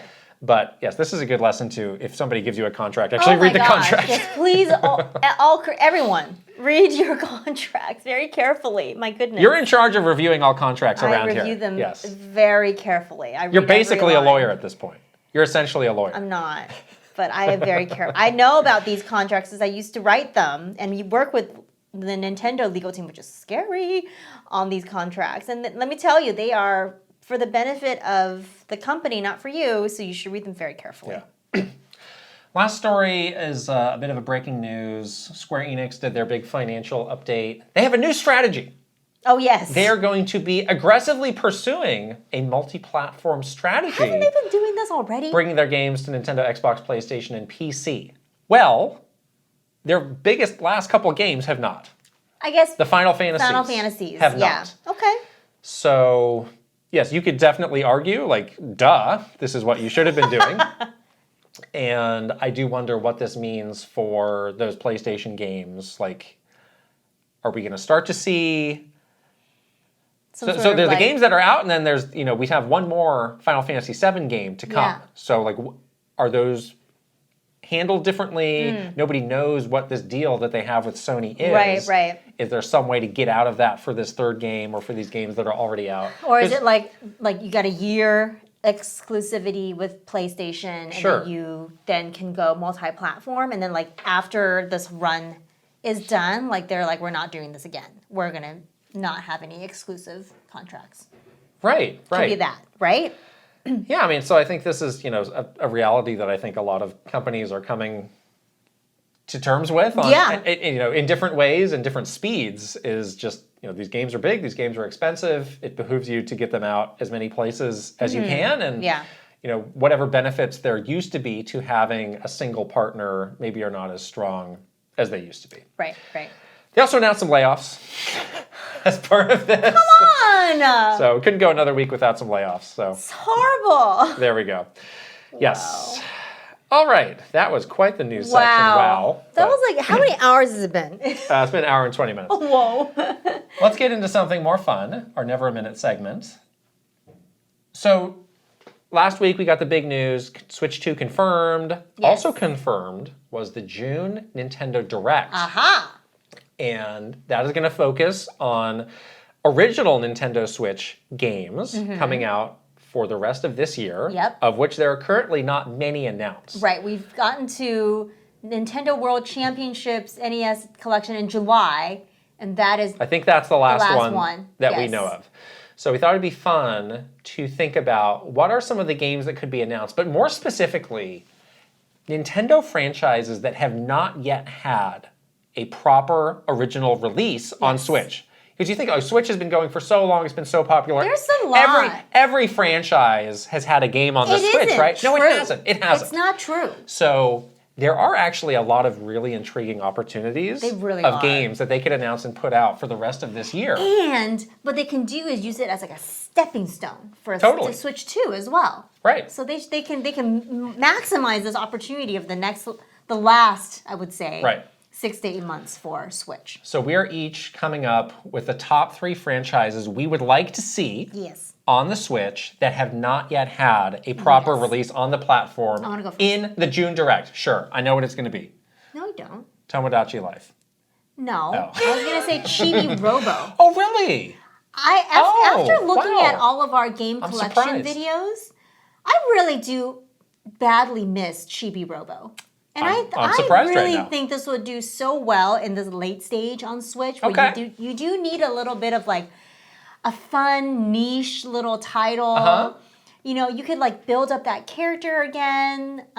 It's very cute and like easy for people to jump in, even if they never played a Chibi Robo game before.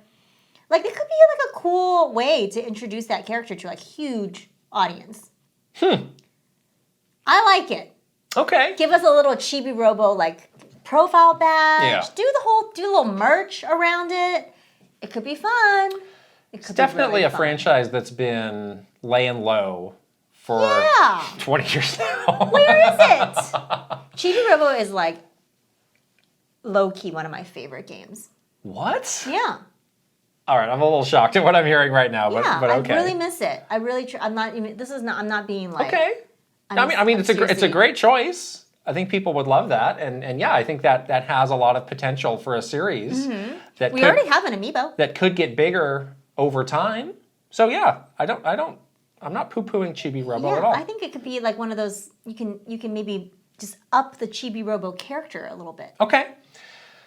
My first pick is Punch-Out. Oh, that's a good one. It's been a surprisingly long time since a Punch-Out game. Is it Wii? Wii. So the that's game that you worked coming up on like 15 years or so. So it's been a long time. There have not been a lot of Punch-Out games, period. Right. I should say, my feeling on this exercise overall is, with us being so close to the Switch 2, I'm really glad to wait on, quote, big games. Right. And I'm glad to just push any big games that might be left. Too. Like, just put that on the Switch too. Like, we don't need like the next Mario game. We just need to get a little bit further. So like, I know everybody's like, oh, this 3D Donkey Kong. It's like, I'd love a 3D Donkey Kong. But like, put it on Switch too. I'll take it on the Switch too, please. Yeah, I agree. That's why I chose Chibi Robo. Right. Or like Punch-Out is a good example too. So Punch-Out feels like a game that could get people really excited, get people, really hyped. I have a big idea for it though. Real life Little Mac? We're bringing back Mike Tyson. Oh! We're bringing him back.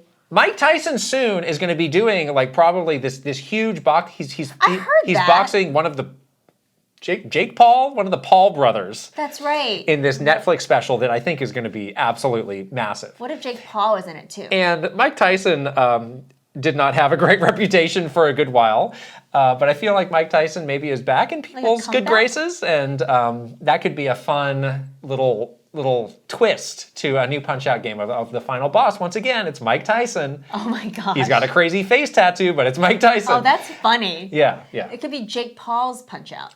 No! Oh my God, you're just gonna make me vomit right now. Oh, no. Final boss is Jake Paul. I can't believe you even said that. No, don't. They would never do that. We need to rewind time right now. Yeah. They would never do that. Oh, I'm so upset right now. Oh no! I'm sorry. I didn't realize it was gonna really trigger you. I mean that's definitely a different type of game that you get now. Yeah. But I wonder if there's something they could do with like a weekly challenge or some sort of like a speed run, like an online like a speed running component. Or like a leaderboard of some sort. People still love to speed run original Punch-Out, so cool. I feel like there's some other like little hooks that they could put into it to give it a bit more staying power. Be super fun. Like a Fortnite Punch-Out. 100 people No! All right, you need to stay as far away from this franchise as you can. 100 people punching each other until the last person is done punching. You will be the end of Punch-Out. Oh, Punch-Out 100. Punch-Out 99. Punch-Out 99. We all punch. No. Until you die. No, I don't need that. All right, what is your next pick? It is Tomodachi Life. I knew it. Yeah. I love Tomodachi Life. And you do too. I would love this too, yeah. I am on board with sort of, again, these smaller franchises that can come out late Switch life cycle. Yeah. But here's the kick. Oh. You do some sort of build, because what I would like for Switch 2 truly is for Mies to come back. And I'm really disappointed that in the Switch generation, we had really had like a Mii drought. Not a lot of Mies, yeah. Yeah, especially with the Switch Sports having the counterfeit Miis that were gross. Like, we want to bring back the Miis. We like the Miis. I like the Mii. I like my Mii. And I like the Mii. I like my Mii. And I think that Tomodachi Life would be a great stepping stone to get people into the Mii mindset again. And then you can the Mii set. And then you could then have a lot of cool things that you could share, from your Tomodachi Life. What does this have to do with the Switch 2? And then and when you bring back Mii's in a big way on Switch 2. Oh, okay. You'll be in your Mii set. You'll be happy. You've really big brained this. Okay. You've Mii'd yourself. Okay, I mean, beyond all that, I think it's strange how that series came and went. Yeah. Because it was big. It was huge. It was huge in Japan. Huge in Japan. Really big in Japan. But also big in the U.S. Not quite as big in the U.S., but it was still popular, and it was still, a very good release for us. Right. So it is weird how that came and went. Yeah, the whole kind of strategic direction around Mies maybe has something to do with it. I don't understand it. Yeah. But yeah, that bring the Mii's back and give us a Tomodachi Life to get us excited about Mii's again. If they had that in the June Direct, I would pop off. We'd be on our way to a pop-off. I would be popping off. off. On our way. My Mii head would be shooting off my real head. I mean, for the record, you've said this Direct is going to be trash, so... I'm keeping my expectations really low. Really low. Okay. That way I can get surprised. I can get excited. My next pick is a series I have enjoyed getting to know better recently. Wario Land. Aha! Yes. Enough with the WarioWare games, please. We've had enough WarioWare. WarioWare continues to sink to lower lows. Wario Land was the last one. Shake It. Wario Land Shake It. Wario Land Shake It. So it's also been a very long time. Strangely. Yeah. People love 2D platformers. This is not a Mario game. This is going to be weird. This is going to be strange. But this is definitely a love letter to the passionate Nintendo fans. Yes. And it feels like a good time to do it because all these other, Wario Land inspired games are coming out. It's like, hey, we're going to show you how it's done. Yeah. We created this whole thing. Right, exactly. There seems to be a resurgence of interest around this genre. And if Nintendo could come out and even acknowledge that and even be a little bit inspired by people's interest in these types of games with a new Wario Land, and that would be amazing. Yeah, so it's once again, it's a franchise that I don't really know why it went to. It was obviously never a blockbuster hit, but it has a very devoted, very vocal fan following. Feels like the kind of thing that would give you a good amount of momentum. Yeah. In the second half of this year, going into next. So let's do it. Let's do it. Okay. My last one is Rhythm Heaven. Aha. Again, perfect for sort of late stage. So did we decide when the last Rhythm Heaven was? Rhythm Heaven Fever, right? Is what we said? Which one was that? Wasn't there a 3D? I think there was a 3DS. Oh, was there? Oh, that's right. The collection Like an one. online only The or collection. download only one? Yes. But like proper Rhythm Heaven sequel could be fun. Like, wouldn't it be neat if they put in some kind of like, you can make your own little mini game and share it? Oh. Like they give you a bunch of music tracks that you Rhythm can, Heaven DIY. Yeah, like a Rhythm Heaven maker. You can like maybe make your own little mini games and share. That'd be kind of fun. Yeah. To just freshen up the formula a little bit. But the formula doesn't really need to be freshened up. It's a good formula to begin with. Wow, you really flipped on yourself there. No, I'm just saying, like, even if they didn't freshen it up, but you don't need to. You don't need to. It could just be a straight up Rhythm Heaven game. I would love it too. Okay. 100 people playing Rhythm. No, just kidding. No. Oh my gosh, no. No. Mike Tyson's Rhythm Heaven featuring Logan. Punch-Out kind of is a rhythm game. So there you go. If you have to pick one, let's pick Punch-Out. Yeah. My last pick. Oh, I've got so many on my list that I could choose from. Stop looking at my screen.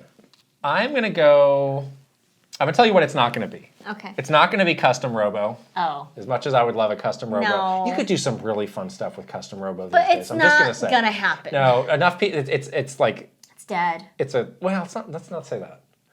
It's in a coma. It's not really helping you right now. I'm gonna go with my beloved Pushmo. Oh, the Pushmo. Because you want Mallow. I really want that. Mallow. Puzzle games have had a bit of a lighter output, it feels. Sure.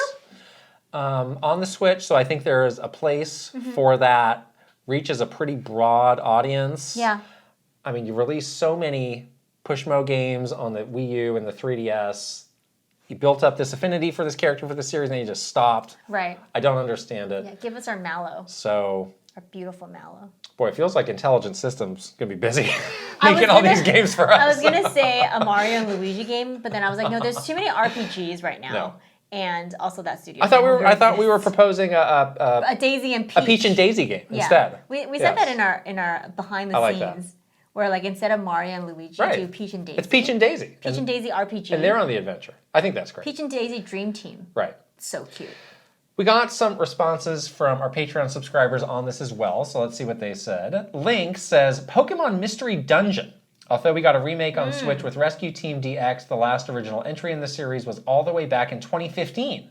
This fall would be a perfect time to release a new one since Legends ZA won't be until 2025. Yeah, I like Mystery Dungeon games. You do? I don't hate them. I feel like I need to give this series another shot. So many people in our community are talking about this series often. Maybe I did not give it a fair enough shake. I don't mind these like side Pokemon games, honestly. Okay. They're pretty fun. Yeah, that's a good choice. Valimar says, besides the Tropical Freeze port from Wii U, with new Funky Mode, we have not had a 2D Donkey Kong game in almost 10 years. Undoubtedly, Retro is busy with another game, but having another studio tackle a DKC game would be a great way to send off the Switch, and they could always port it again to Switch 2 with a newer and funkier mode. Even shorter jorts. In a bigger pair of sunglasses. Wow. Perfect. Nathan Burkhart says, Golden Sun. They left us on such a cliffhanger on the third installment, and if they somehow managed to eke out a final game after the success of similar games like Sea of Stars, I would be happy. They did recently release other entries in the series on NSO, so there's still hope. That's true. There was like a resurgence of Golden Sun conversation because of NSO. Yeah, and a Golden Sun game does not need to be like Xenoblade level production value. Like, I like the comparison of Sea of Stars as a target for a new Golden Sun. I think that could be really cool. Zroid says, obvious choice for me is Rhythm Heaven. Oh boy! And the main reason for that, aside from the fact I've been waiting 84 years roughly for a new entry in the series, is that I think it's the IP in Nintendo's arsenal that would probably benefit least from whatever hardware improvements are likely to come with the Switch 2. It's not a huge seller, especially not in the West, so I don't think it would be their tentpole holiday release, but it feels like something which would slot in nicely in September. Please, Nintendo. I agree. Please, Nintendo. Zroid made a much more compelling case than you did. Zroid. Finally, embrace the jank. I love this person's name. Awesome. Says, you should embrace the I jank. would love to see a sequel or remaster of Eternal Darkness with all new insanity effects included. I don't want to. Ah, my left thumbstick is drifting all by itself. Oh wait, it always does that. Embrace the jank, you would say that. I'm scared. I'm already scared. I'm scared of the drift.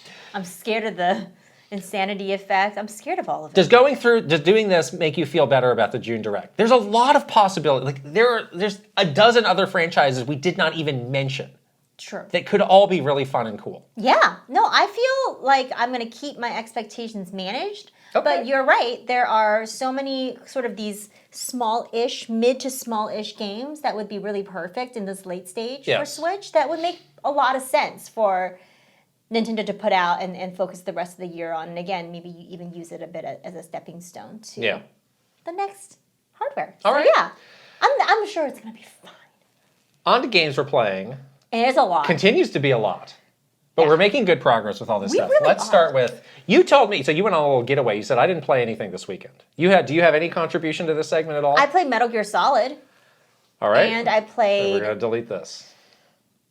That's true. I played... Yawning on the podcast? Snap out of it. Jeez. I played... Why don't you go take a nap while I do the rest of the show? Okay. Jeez. Hades 2. Let's start with that. So we did a stream of that last week. That was our first time checking it out. So the game is out in early access. Mm-hmm. And it feels like not early access. It feels so like complete. Right. So the game is not... I did find a way to click through to their development roadmap. Aha. They were saying they're probably going to be in early access through at least the end of this year. Okay. So that gives them plenty of time to keep adding stuff, tweaking stuff. And that's part of now what I'm excited about being a part of this is seeing how things change over time as they get this feedback. So what I think I'm going to do is I'm not going to play this game like nonstop at any one stretch. I think I'm just going to check in on it periodically. To see what they've changed. Because I don't want to burn myself out on it. And I do, once it's in full release, want to spend the majority of my time with it then. Right, of course. But I have been playing like 1 or 2 runs a night, and it's been very fun. Part of the fun has been kind of identifying the differences between this game and the first game. Yeah. So obviously you have a different character. I'm still a little confused on how to pronounce Melanoe? Melanoe? Yeah. Something like that? Yeah, we're still trying to figure out her... Like, the first game was very much like a convoluted family drama soap opera, and the second one seems to be the same. Right. And she's obviously the center of this family drama soap opera. Right. I feel like when I was playing this, compared to the first one, there was a lot of other, like, things that you can do to augment your character. Yes. That I'm still... trying to like wrap my head around a little bit. That's true. There are a lot of little things in menus that you do before you go in on your run. Lots of collecting of resources. Right. So one of the big things is there's this grid of cards. Yeah, they're like tarot cards. And each card costs, it has a number associated with it, and there's a certain number that you can't go over as far as equipping those. And those will all give you different sort of effects or buffs. So that's a fun way to customize a build in addition to beyond just picking a weapon. Right. And that's something that's entirely new. The weapons, I've still only unlocked those first 2 weapons, so I have... Like that spear kind of thing? I don't think it's called a spear, but it acts like a spear. It's like a long-range, pokey kind of weapon. And then a dual blade. A dual blade, which feels very much like a Kratos kind of situation. Right, except you don't have like the reach. It's not as long, though. It doesn't shoot out like that. Yeah, the Kratos weapon with the reach is like my favorite. That would be cool. Yeah. I'm sticking with the default weapon, the spear scepter kind of thing, because I really like having the reach. So basically, you can do a normal attack, you can do a ranged attack, or you can do this like magical kind of aura. Yeah. And you can also hold down the button on any of those to do a more powerful version that costs some of your magic points. Basically your mana. Yeah. I need to get better at using more of those magic points because I often get a little clingy of those of like, oh, I'm going to need those later, or what if I need it for a boss? I'm going to burn through these. Yeah. But I've now come across some buffs or some things that will only trigger if you spend them more. Like they want you to be... They want you to use them. There seem to be a lot of incentives built into the game to get you to use that stuff. So I need to change my mindset on that.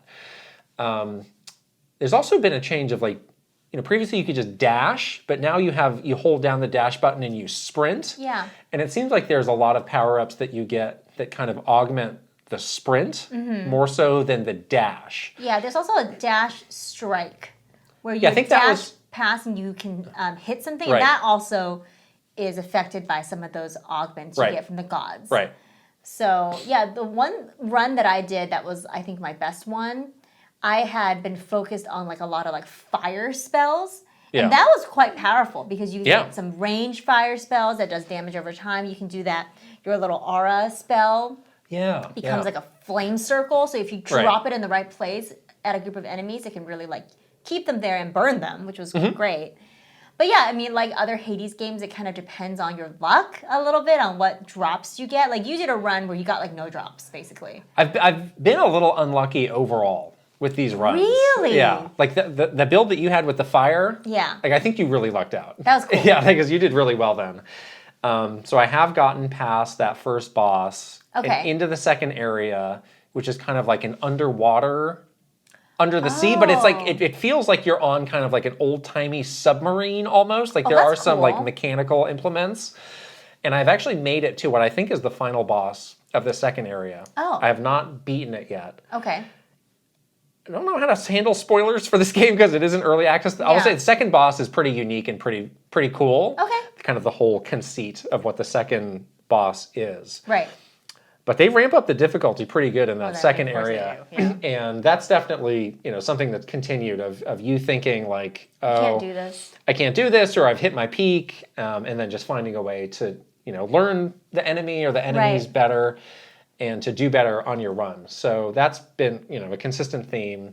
This game is definitely not like reinventing the wheel of what Hades was. It's like a bigger and better Hades, which I'm happy with that because I like Hades. I am too. Yeah, I'm. That's like I'm not really like that big into roguelike games, but this is one of the ones that I really like, and it has kept my attention. Right. Where I do feel like because you are not losing everything, and you're still finding ways to augment your character, even when you do have to start over. It feels like you're still growing. Right. As a character. Right. Next game I checked out is Crow Country. This is scary.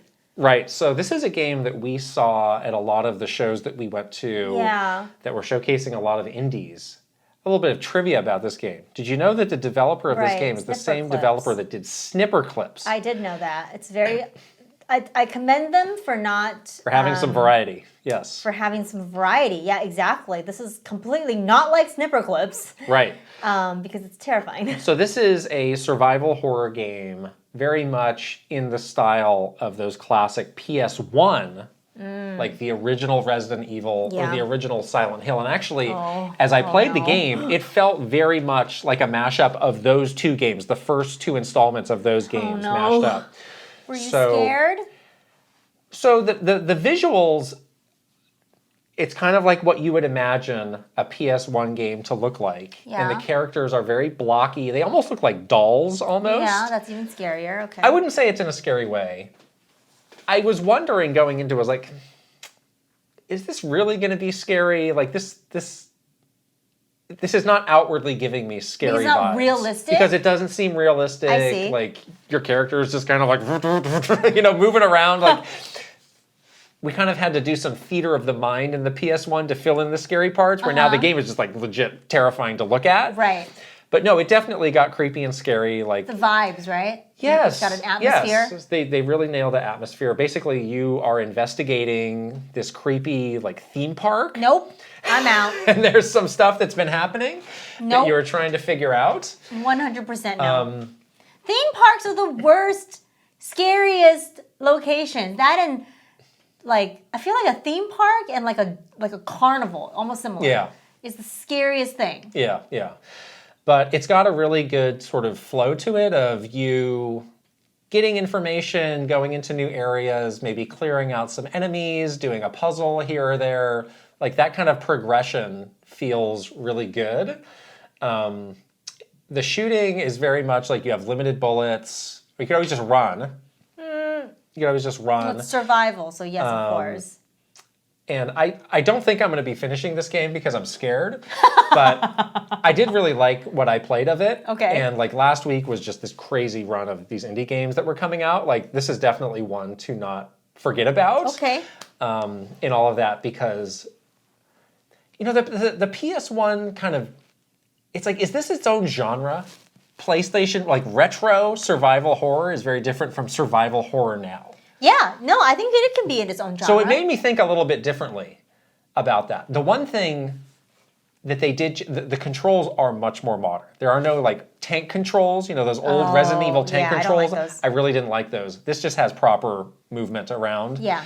With a proper camera that you can move around. That's important. So that did not break the illusion of any of that for me. I thought that was really nice.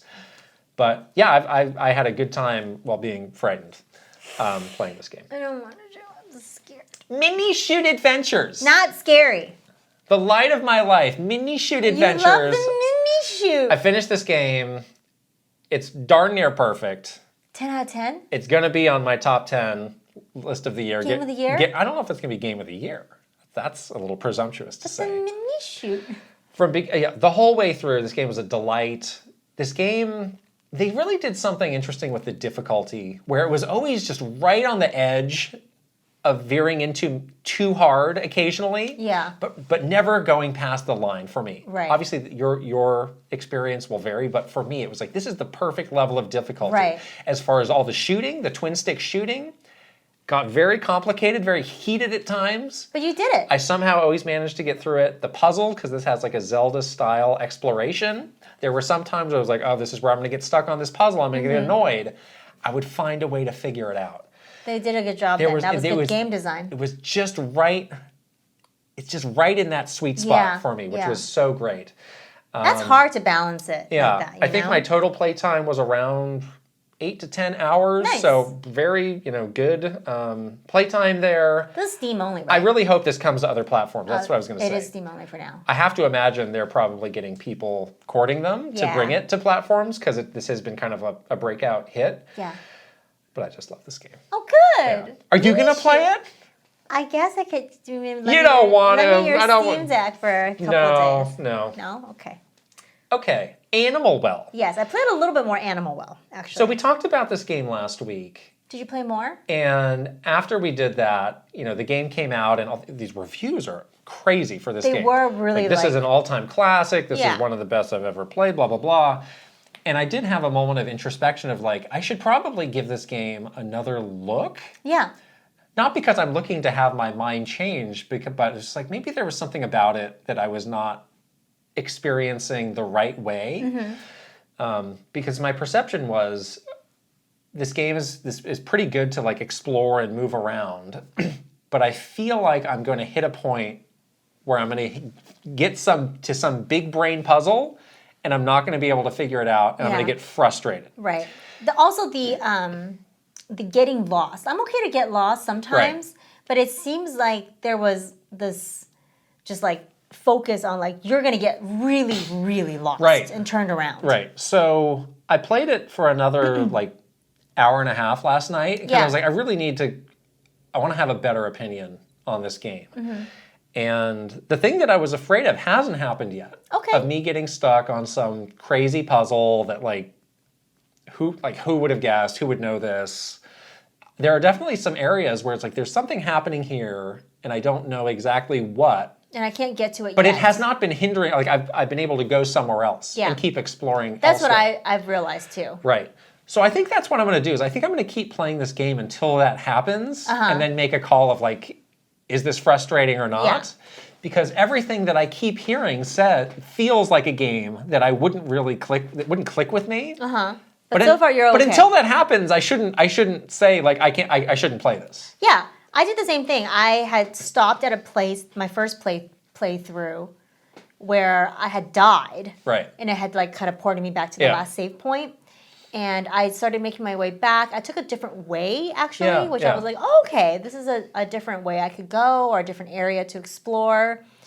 I'm doing a little bit better, like just re-going through some of the areas, like knowing like what to expect, like what to do with the little fireworks, what to do with some of the enemies, like what the movement looks like. I haven't gotten stuck either. I don't feel like I'm progressing though. I just feel like I'm like, we're exploring. Okay. You know?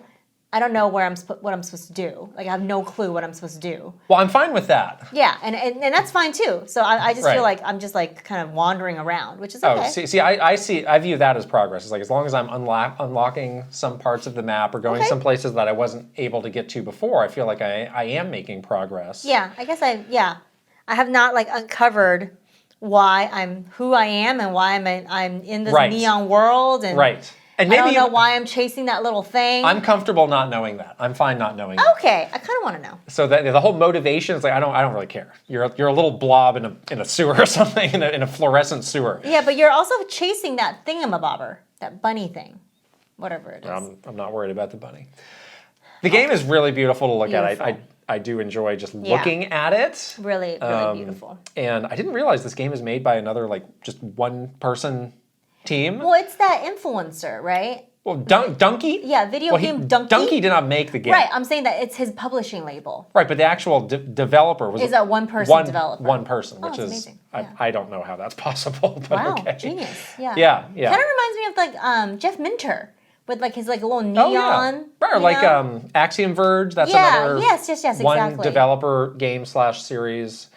So, yeah, I do want to keep going with this. I do want to push myself to find like what is the point of frustration? Does that point exist with this game? Mm-hmm. I think this is good for me to not just rule out a game of like, I might be frustrated. This isn't so for I'm me. not I might get frustrated. Yeah. Like I should, if I'm having fun playing it, yeah, I shouldn't let that what if get in my way. Yeah, that's good. Smash cut to next week. I hate this game. You're really growing as a person. Yeah. That's nice. Metal Gear Solid. Yes. Spoiler cast coming. We're recording that spoiler cast next week. Yes, next week. We are both making good progress towards, I'm probably towards the end, like almost at the end, I think, at this point. Have you hit the disc 2 switcheroo? Yes. Wait. If you don't know, then you haven't. Okay. Then no. So I think I'm a small bit ahead of you. Okay. Yeah, my memory is that once you get onto disc 2, there's not a ton left. Okay. Yeah. Yeah. Continues to be really interesting to like play this game and learn more about Snake. I am finding that some of the controls are a little bit challenging. Yeah. Like there's one part where you're climbing these stairs to go all the way up to like the top of the building. Yeah. And these people are like chasing you, right? Yeah. Like you're supposed to shoot them and stuff, but every time you run, you like when you do a lap, there's like a pillar. And the camera changes. And the camera changes and the pillar is always in your way. Like you can never like get it so that you can see who you're shooting at. I'm just blindly like shooting. Oh, sure. At them. So there's some the shooting is not very precise. Yeah, there's some issues like that was a little bit hard in this portion of the game. I was a dummy and I didn't realize that you can like scroll down to that thing. This is incredible.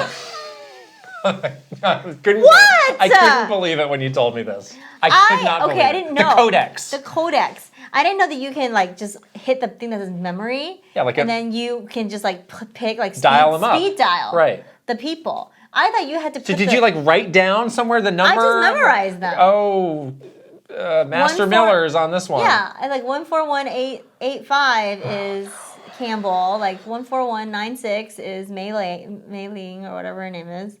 141, like 140952 is Natasha. Like now you know. Please never do that again. I memorized it. Oh my gosh. And I was like, okay, this is like an old game. They want you to like write it down or like memorize it. Yeah.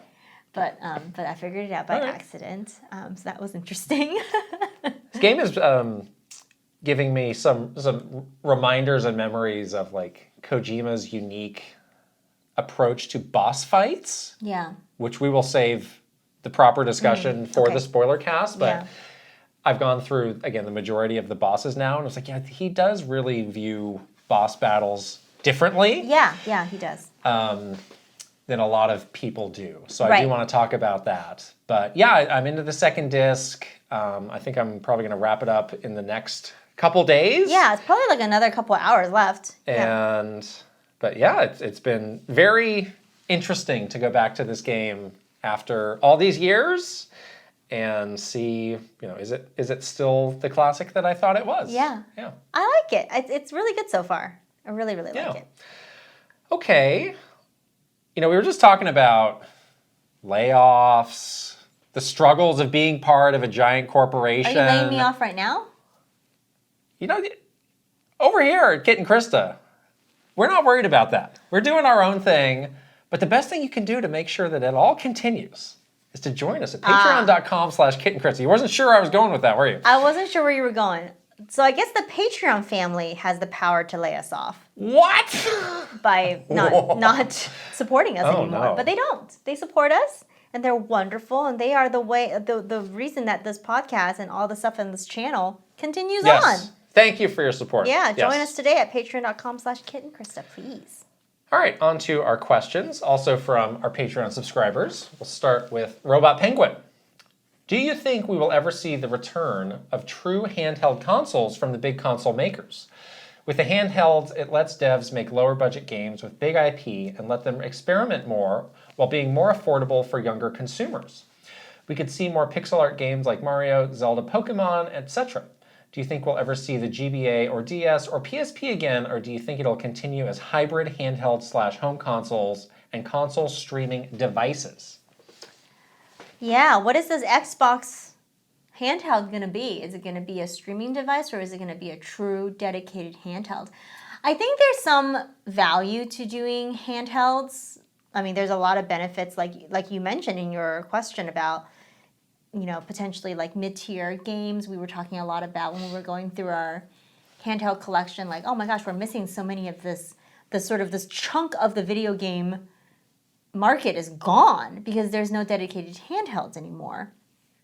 But then you have the other challenge of so many people playing mobile games, so many people playing games on tablets or streaming games on things that could be a handheld, that it makes it really hard, I think, for these, big publishers, big console makers to do a dedicated handheld. Yeah, I think we came up with a good solution when we did our episode on handheld games maybe about a month ago, where I think it's challenging to have a new piece of handheld hardware, but what if there was just like a line of games that were made with that philosophy in mind? Right. So Nintendo had previously Touch Generations, which was kind of like a more casual thing, not challenging controls. Like, could they spin up a new product line under something where the whole guise of it is, this is inspired by handheld games of the past. We encourage you to play these games handheld. Smaller experiences, suitable for shorter play. Right. Play it in spurts, that kind of stuff. I think there could be a lot of success with something like that. I think so too. I do hope that with Switch 2 coming, that there still will be like a Switch Lite or something like that, Switch 2 Lite or something like that, so that there is a version that's cheaper for people that only want to play handheld mode. Because I know a lot of my friends like that and only. Well, you proclaim to be a handheld-only gamer, yet you do not own a Switch Lite. I just want the option. But Mike Sue, our good friend, he traded his Switch a long time ago for a Switch Lite, and he loves it. Really? He only plays Switch Lite. Oh, how interesting. And PC games. That's it. He doesn't have any other consoles. He loves Switch Lite. And I have a lot of friends that are that way, and he says he travels a lot. It's so much easier for him to carry that thing around. So I hope that Nintendo keeps that going, because that would be great, because I think a lot of people would want that cheaper version, Okay. Doinko has a similar question. What do you think about Nintendo making its own competitor to the Analog Pocket? It could have online capabilities that position it as a secondary vehicle for NSO subscriptions and download games that aren't on the service via virtual console sales. Best of all, it could read all our old Game Boy family of system cartridges and even upload our old Pokemon collections directly to Pokemon Home. Could this be the appropriate budget alternative to an increasingly large, powerful, and expensive Nintendo Switch? So basically, virtual console, the device. That's cool. I really like this idea. Oh my god, now I really want it. So I feel like this could potentially be like a spin-off of like the NES or SNES Mini. Yeah. So you would have like some kind of device that looks like a Game Boy or something. And you could use it for all of your NSO games. This might solve some emulation problems too. Like if you had this and you can access like a big library of retro games. Like, this is where Nintendo could do better about, like, re-releasing some of those WiiWare games. Like, I want this. This is cool. I think this is a really cool idea. I think could this be our holiday? From their perspective, like, it's maybe more than they see that market as needing, that the more like casual, nostalgia-driven gamer. Mm-hmm. Like maybe they see this as being like, no, this would actually be like a whole other pillar of the business, and obviously not as big as the Switch, but it could be something that requires more ongoing attention. Where I think they see the classic stuff as like fire and forget, get it out, and we move on. That's true. They're also using the classic stuff to force you to get some sort of like subscription. This is compatible with NSO, but on the device that they perceive to be their like main device. Well, on a device that is their main device. So I wonder what is the cheapest you could make something like this, because the Analog Pocket is pricey, but they also are like going all out to replicate that experience. And obviously Nintendo wants a quality product, but I feel like they could be pretty shrewd in getting the price down. Like, could they, I'm sure they could. Something like this, they can download games, can play the old. Can they sell it for $99? Could they get that under $100? If they could get it for under $100, it could be such like a good gift. I'm sure like the super purists would find things that they wouldn't like about it in that case, but this is like if they wanted like a holiday little piece of something that someone could buy for somebody, like that would be it. Totally. That would be it, you know? Yes. Forget the tiny GameCube. Give me this. Although I do want a tiny GameCube with a tiny handle. Put it in your pocket. Put it in your pocket. Next is Miles. Hi, Kit and Krysta, new patron here. Happy to join the community. Oh, we love to hear that. You have spoken about your experiences on show floors in the past, so I was wondering if you could have worked on or generally witnessed any historic press conference from Nintendo's past before you were at the company, which one would it be? For me, it's a tough choice between the Nintendo 64 unveiling and the Twilight Princess reveal. The audience is fantastic in both of them. Oh. I think I would have loved to be at the one where Reggie made his debut. The Twilight Princess 2004. 2004. I agree. That would be my top pick. Yeah, I love Reggie so much, and we've always heard so many stories about this sort of origin moment for Reggie, from Reggie himself and from everybody else around him. People were just saying that the 20th anniversary of this was like last weekend, last week or this weekend. I saw that he was like saying he had like a little tweet about it, which was really cute. But yeah, it's been 20 years, right? So it's kind of crazy to think about, actually.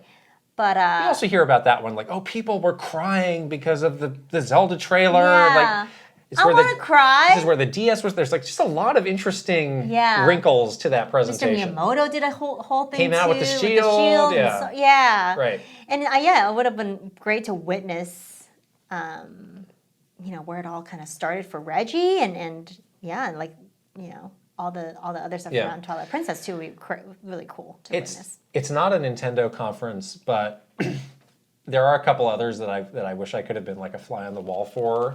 The PlayStation 3, where they announced that it's $600. I just would have liked to have known what the vibe in the room was when they did that. Like, oh, 600? Oh.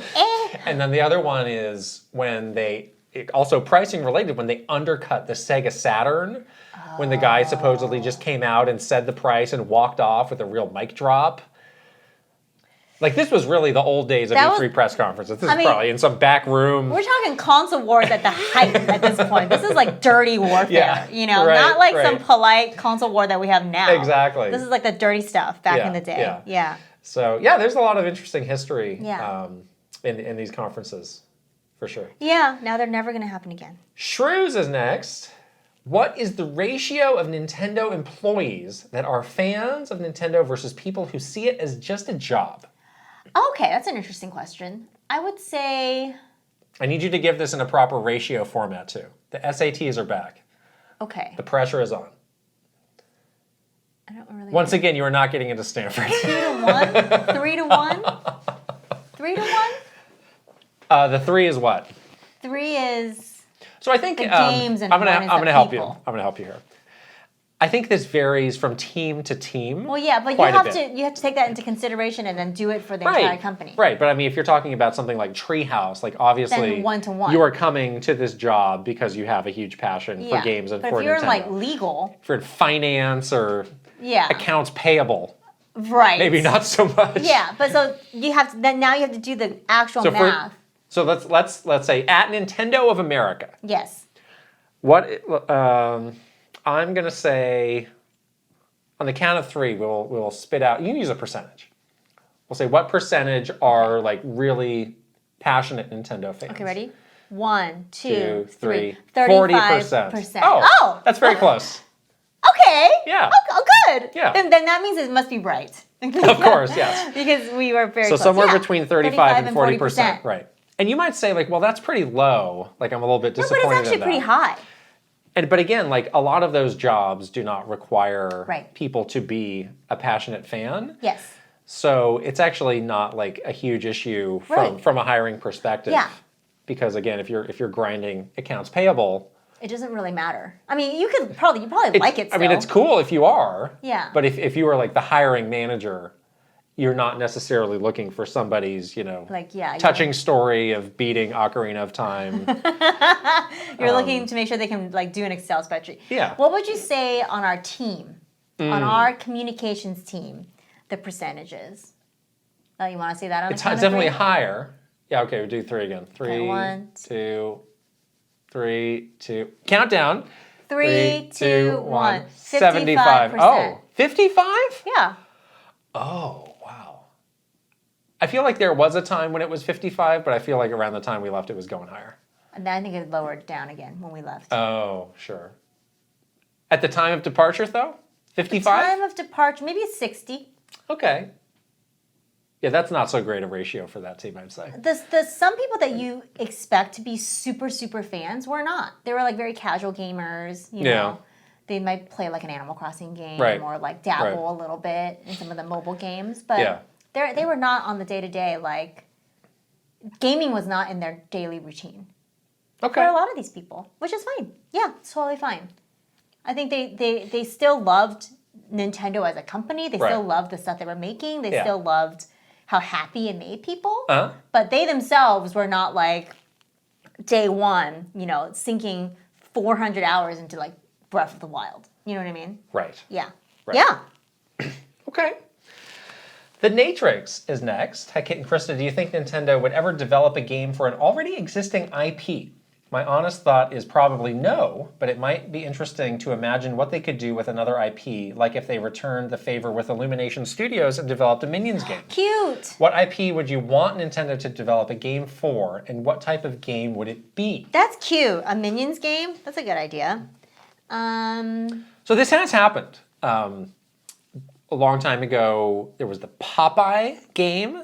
Oh. And Mr. Miyamoto is a big fan of Popeye. He is a big fan of Popeye. He hasn't grown up with those cartoons, huh? So I actually don't think this is like a crazy it might not be completely far stretch. Right. I feel like Nintendo would want to be able to have the right amount of control over what this game experience is. Obviously being respectful of the IP, but as far as making it into a game, you need to be hands off. If we're going to be, devoting our resources to this. I think this is a really fun question. But again, something that maybe is not so far from reality as you might think. Yeah. I would like Nintendo to do a Wile E. Coyote game. My mind also went to those kind of like old-timey cartoons for some reason. Yeah, I don't know why. Somehow I could see some kind of like speed running game with that. Like it could be really funny. And like if you don't jump at the right time, you like run into a cliff or something. You like run off a cliff or something like that.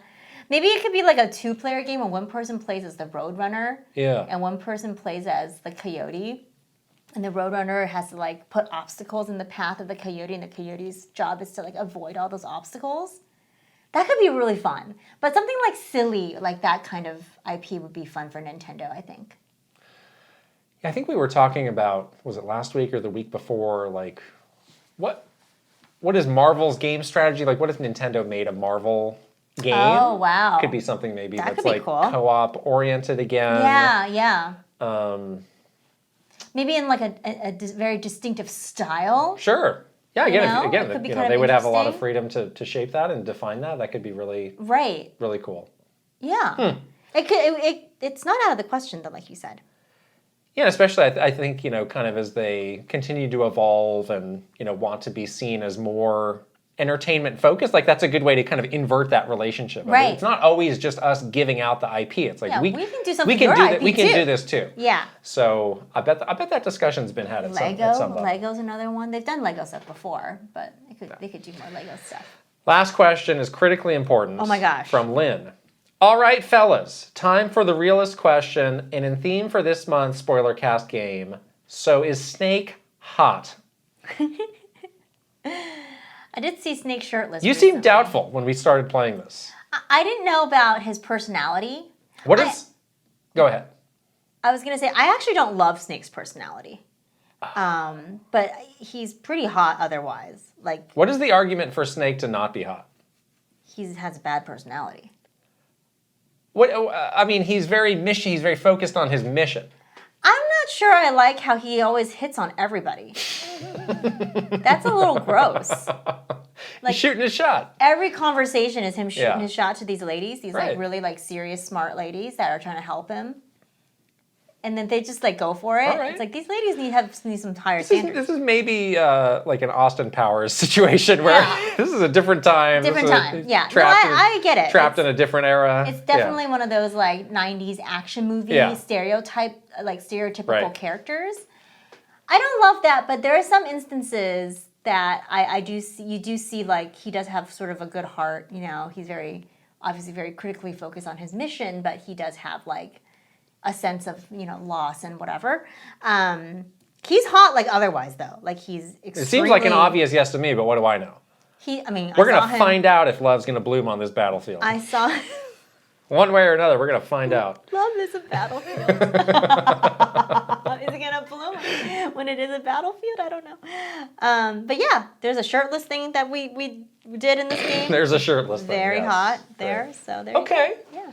More thoughts to come in the spoiler cast. Yes. Thank you very much, everybody. Those are our questions. Yeah. All right. Should we shout out some of our wonderful Patreon bosses and superstars and one-up clubs? I think we should. Okay, let's start with our final boss, Aaron Howard! Hooray! There he is. Still bossing. Still bossing. Bossing us around, that's Love for sure. Here we go with our superstars. Ben Eichhorn. MaruMayhem. Eigenverse. KissMyFlapjack. Mike Chin. Right Eschke. Switching it up, _ vgmlife. Link, the hero of Wins. Angela Bycroft and her pig Molly. Thomas O'Rourke. Kyle LeBoeuf. Roberto Nieves. Fredrik Konradsson. Andrew Youhas. Chili. Brustache. And Simon. Yay! And the One Up Club, Aaron Burgundy. Alejandra. Archimedes. Astrodev. Awesome 46. Bad Moon Horizon. Ben GB. Bookem Dano. Bookishly Fab. Brad SF56. Brandon Cavapil. Brooke Obscura. Rovac Novak. Called the Space Cowboy. Cameron. Chadir. Chelly Squirrel. Chris Q. Christopher Lay. Captain Alex. Crimcat. Christabal. C Roper 17. Dachshund. Doinko. Elite Peach. Sparts 50. Fart Priest 69. Furbound. Fernie and Just Forever. Fox Deploy. Garrett Hullfish. Garth the Wolf. Gartooth. Guilty Phoenix 42. Heroic. Iris Marin. Jay Rando. Jeffrey Hernandez. Jesse Hernandez. Joe Encarnacion. Jonathan Rowe. Jordan Collette. Jordan Hemmerly. Joshua Clement. Juji Fruit. Justin Lemminger. Kawa2796. Keith Kwan. Kevin Delane. Kilo Kibo. Christorati Elf. Christopia Party With Me. Kyle Gamerberry Rookie. Kyle Kretzer. Lazy Cat for Coffee. Lex. Lit. Macho Potato. Mad Dog 5981. Magnificent Easy G plus Callie Marie. Marky Man 64. Mario Man 392. Mecha Dragon 101. Megan. Michael Craven. Mikey. Mr. Ryan 07. Motomania. Mr. Andy Pump. Mr. Beans and Dip. MSM Poke Gamer. My Tran. Nasir. Nathan Burkhart. Naif E. Ninja 11. Panda Bugs. Pangy. Palsy Pace. Pogyo Network. Prime Factor. Prince Charmless. Reaver. Raintech. Record Rumble. Riot 1. Rob Osborne. Rocks. Rianetta. Sakura Sky. Sharif Jackson. Shinryu. Schmiggles. Slowbro. Snazzle. Spicy Munchkin. Steel Citron. Tales of Link. Tay 120 and 64. Teal Fox 64. The Cakers. The Shark. I'm a man. The T-Man. Thomas Alvarez. Three Rivers. Tommy V. Topher Schmofer. Torcheeks. Totally Joe Ed. Travis Torline. Trajowie. Tugs Puppy Bear. Tusku. Tyler Geis. Video Game Stupid. Vidge Michter. Viridian. Virtual Bot. Weeb Kingdom. WG Grizzy. What up, Khalil? Why you? Wicked Davy. Will Johnson. Zelgara. Zapatty. And Zroid. Whoa.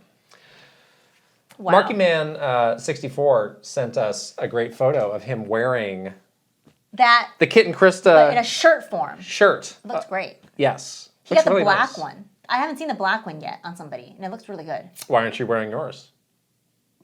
You don't wear this 7 days a week? I actually wore this sweatshirt like all weekend when I was in the woods. Oh, good save. Very warm. Good save. Very warm. Okay. Thank you all to our wonderful Patreon subscribers. One and all. For keeping this podcast and everything that we do on this channel possible.